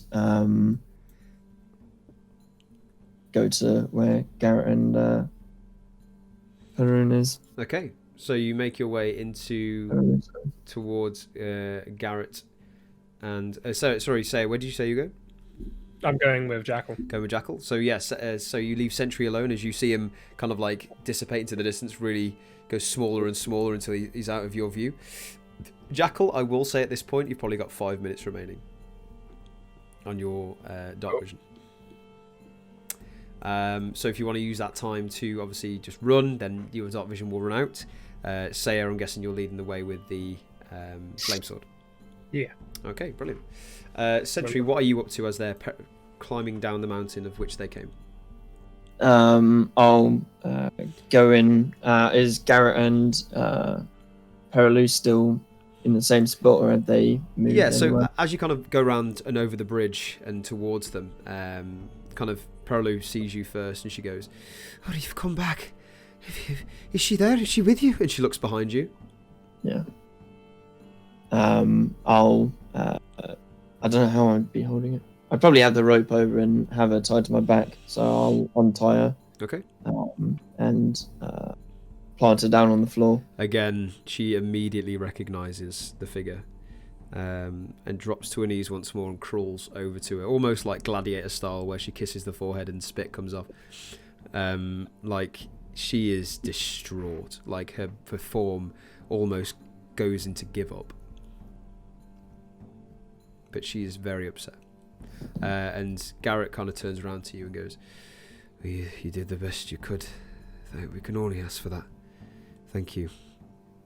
The Frost has taken her name, but she'll live on with us.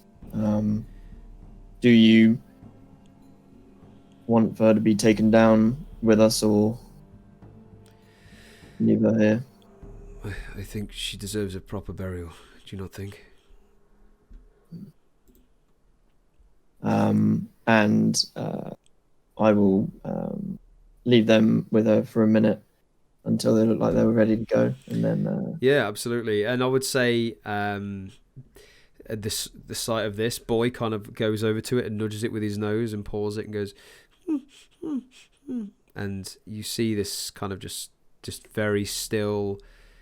This cave there's no noise, the cold wind howling in, and there's just silence and the odd drip and crack, but it's almost like just the energy has shifted completely. And I would say for a good 20 minutes they stay like this, and I would say that's 20 minutes of running time down the mountain. So at this point, guys, I would say you're now at the bottom of the perilous climb. Cool. Are you doing anything else or just continue running?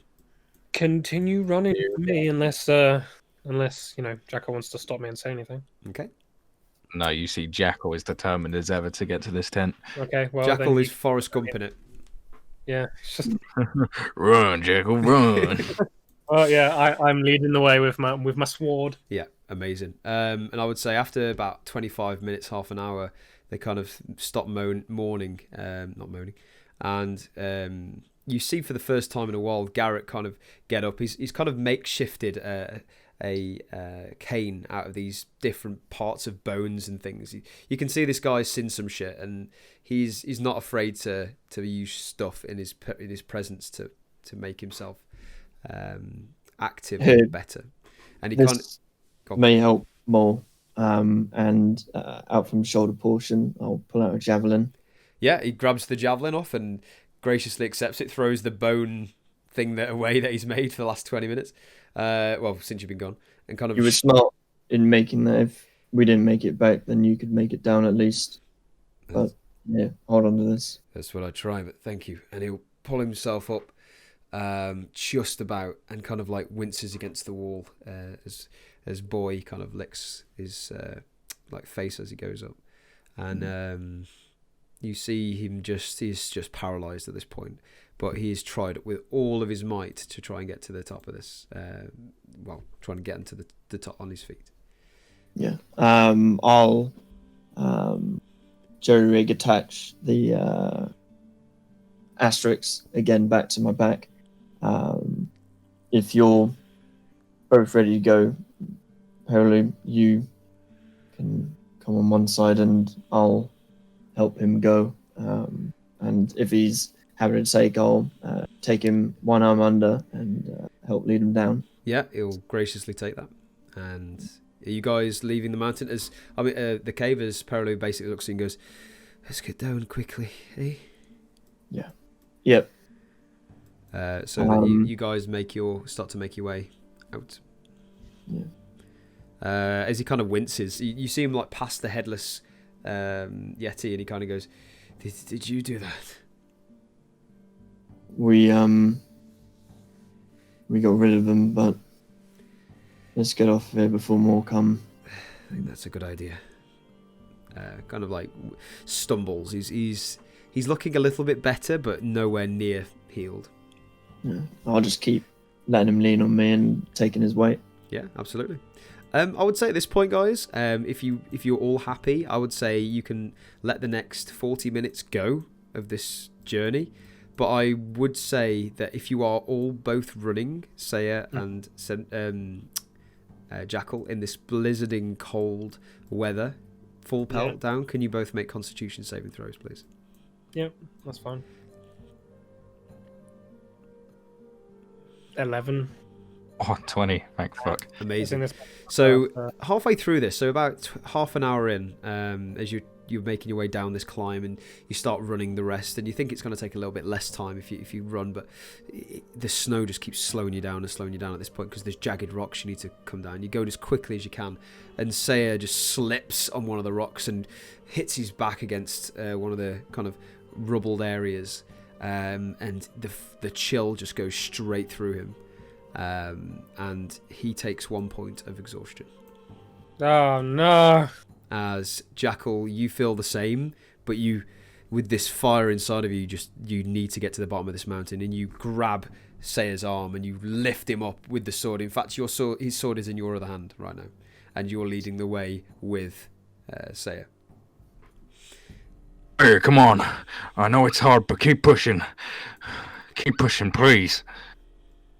I kind of pole vault myself a little bit with my sword and kind of get myself back to my feet and just like back on my feet, and I kind of nod at him with like determination. Absolutely, anime style, making your way down. And I would say at this point, we can almost take a time jump and just say for the next 30-ish minutes to run and dodge and dive, you make it successfully down back to the base camp, and you can see the familiar small kind of hole from where Sentry made the igloo, and you can see the cheese wheelies over the top of it. This is now 100 feet in front of you. At this point, I would say also Sentry, you're making your way down. You're halfway down. I'll take much longer. So yeah, that's fine. You've just got to the perilous climb. By the way, I forgot. I never asked this when I actually got it. How much does the Yeti meat weigh?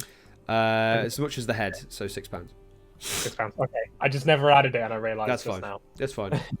There will come a time for this. Don't you worry about weight. Just make sure you're adding your weight on. Very important. So, Seiya and Jackal, you see this familiar hole of where you left Willow and where you left Salvation in front of you, 100 feet away. You've made your way down the winding, now the flat, steep hill of this once was avalanche, and you're running down. You can see where you once made camp. What are you doing? Literally bursting in through the igloo. Okay, so you literally Housekeeping. Can you make a strength check, please? Just general, with advantage if Seiya's helping. Yeah. Well, it's going to be a straight roll for Seiya though, but it'd be advantage if you both help. 18. Under the save. -2, so 16. Okay, 16. Yeah, with a 16, you summon this inner strength and you push it as it's got more snow covered on since you've last left it, and you can see now that this cheese wheel that you left hasn't really been touched in an hour or so, but you can see footsteps going around it and out and up, and you push it, and inside you see your familiar, comforting face of Athena, whose ears immediately point up at you, and you look in your direction and run straight towards you. I'm immediately going to run at Athena with open arms initially. Yeah, and she jumps on you and kind of like embraces you around her and almost flips you on her kind of side, and she gives you a big lick. Girl, I'm so glad to see you. And I'm going to look to try and see any sign of Salvation or Willow. So as I said, all you see is Athena, and then this has happened, and then you look forward, and there is only Salvation. There is no Willow. Where the hell was Willow? Have I woken up? By this point, you would have just dazed up and woke up. Yeah. So what you see in front of you is Athena on this figure, and you can see now it's rolling over, and you can see the familiar coat and armor of Jackal. Jackal, is that you? Salvation. Oh, it's good to hear your voice. Oh my goodness, I'm so glad to see you guys. Oh my goodness, I have so much to tell you. Oh my god, I'm so glad you're alive. Holy shit. What do you mean you've got so much to say? Where's Willow? No. I'm sorry, I need... No, Willow is gone. What? So, I don't know what happened. We were sat and we were talking, and this figure appeared, and it kind of looked like Willow, but wasn't Willow. And then she said something, and I don't know, it all happened so fast, and then they both just poof, disappeared, and I don't know what happened, and I don't know where she is. Slow down, please. I've been here alone this whole time, you guys. No, I'm so sorry that we've had to leave you, but please, hurry, Willow. I couldn't stress enough how important this is. Slowly, what's happened to her? I don't know. We were sat, we were talking, then literally out of thin air, someone appeared in the middle of the igloo who looked like Willow, but was not Willow, and then they both just poof, as quickly as this woman was here. They were both just gone, and I haven't seen her since, and I have no idea where she is or what happened, and I had no way of finding out, and I couldn't leave because I was by myself, and I don't know where she struggling is. against this person, though, or does she seem willing? I don't know. She disappeared too quickly. It was literally poof, say sentence, poof. That was it. That was all I saw. Now, what do you mean by poof? I don't know how else to describe it. Just here, gone. She just disappeared before your eyes. Yes, like out of existence, disappeared. Like she'd just gone invisible. But I checked and there was no one. She's just gone, and I don't know what happened. Jackal looks distressed as shit, and as soon as he hears Salvation's explanation, he's going to sprint outside the igloo. He's going to immediately drop to his knees to the floor. His eyes go white. He's concentrating as hard as he can, as he is going to use primeval awareness once more, fully using it to try and find where Willow might be. Okay. Get any kind of false information of anything of do with Willow, basically. Okay, so I would say this is how this plays out. You go in and you're very scared, worried, anxious. All these emotions come over to you. You run out of this makeshift cave, and you kind of plummet your hands to the ground, and you focus your eyes, and you focus your eyes, and you focus your eyes, and it's just nothing coming, and you stand up and look around, and you you try and focus. You try and focus. Is your lantern outside, by the way? Yeah. So if it's dark, actually no. Yeah, Jackal wouldn't have even done that. He literally just would have sprint outside in the dark. Yeah, I still got it. Okay.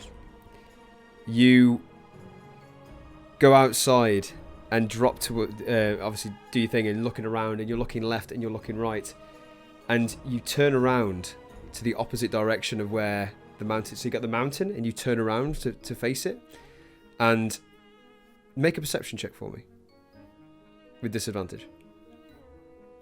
Absolutely. Because you're in the dark. It's a 14. 14. In the distance, you see a humanoid figure coming, walking and running and pelting and bounding straight towards you. And it comes closer and closer and closer. And you see these horns protruding out and flailing around, and the scream sounds so familiar to you. And that's where we're going to end tonight's session. Woo! I was about to say I would have been out. I was going to say I follow him out, but I didn't get to say it. But damn. But damn. I don't Level up from killing Yeti. Level up. Level up. That Just was everyone's reminder everyone's that I session didn't tonight. do anything. It's so long.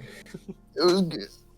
Thank you everybody for watching and tuning into tonight's episode of DDZ, because that's what we're calling it now. DDZ, Dungeons Delverz. I'm joking. Anyway, I'm making it a thing. Canon. So I'm down. Thank you for tuning into Dungeon Delverz.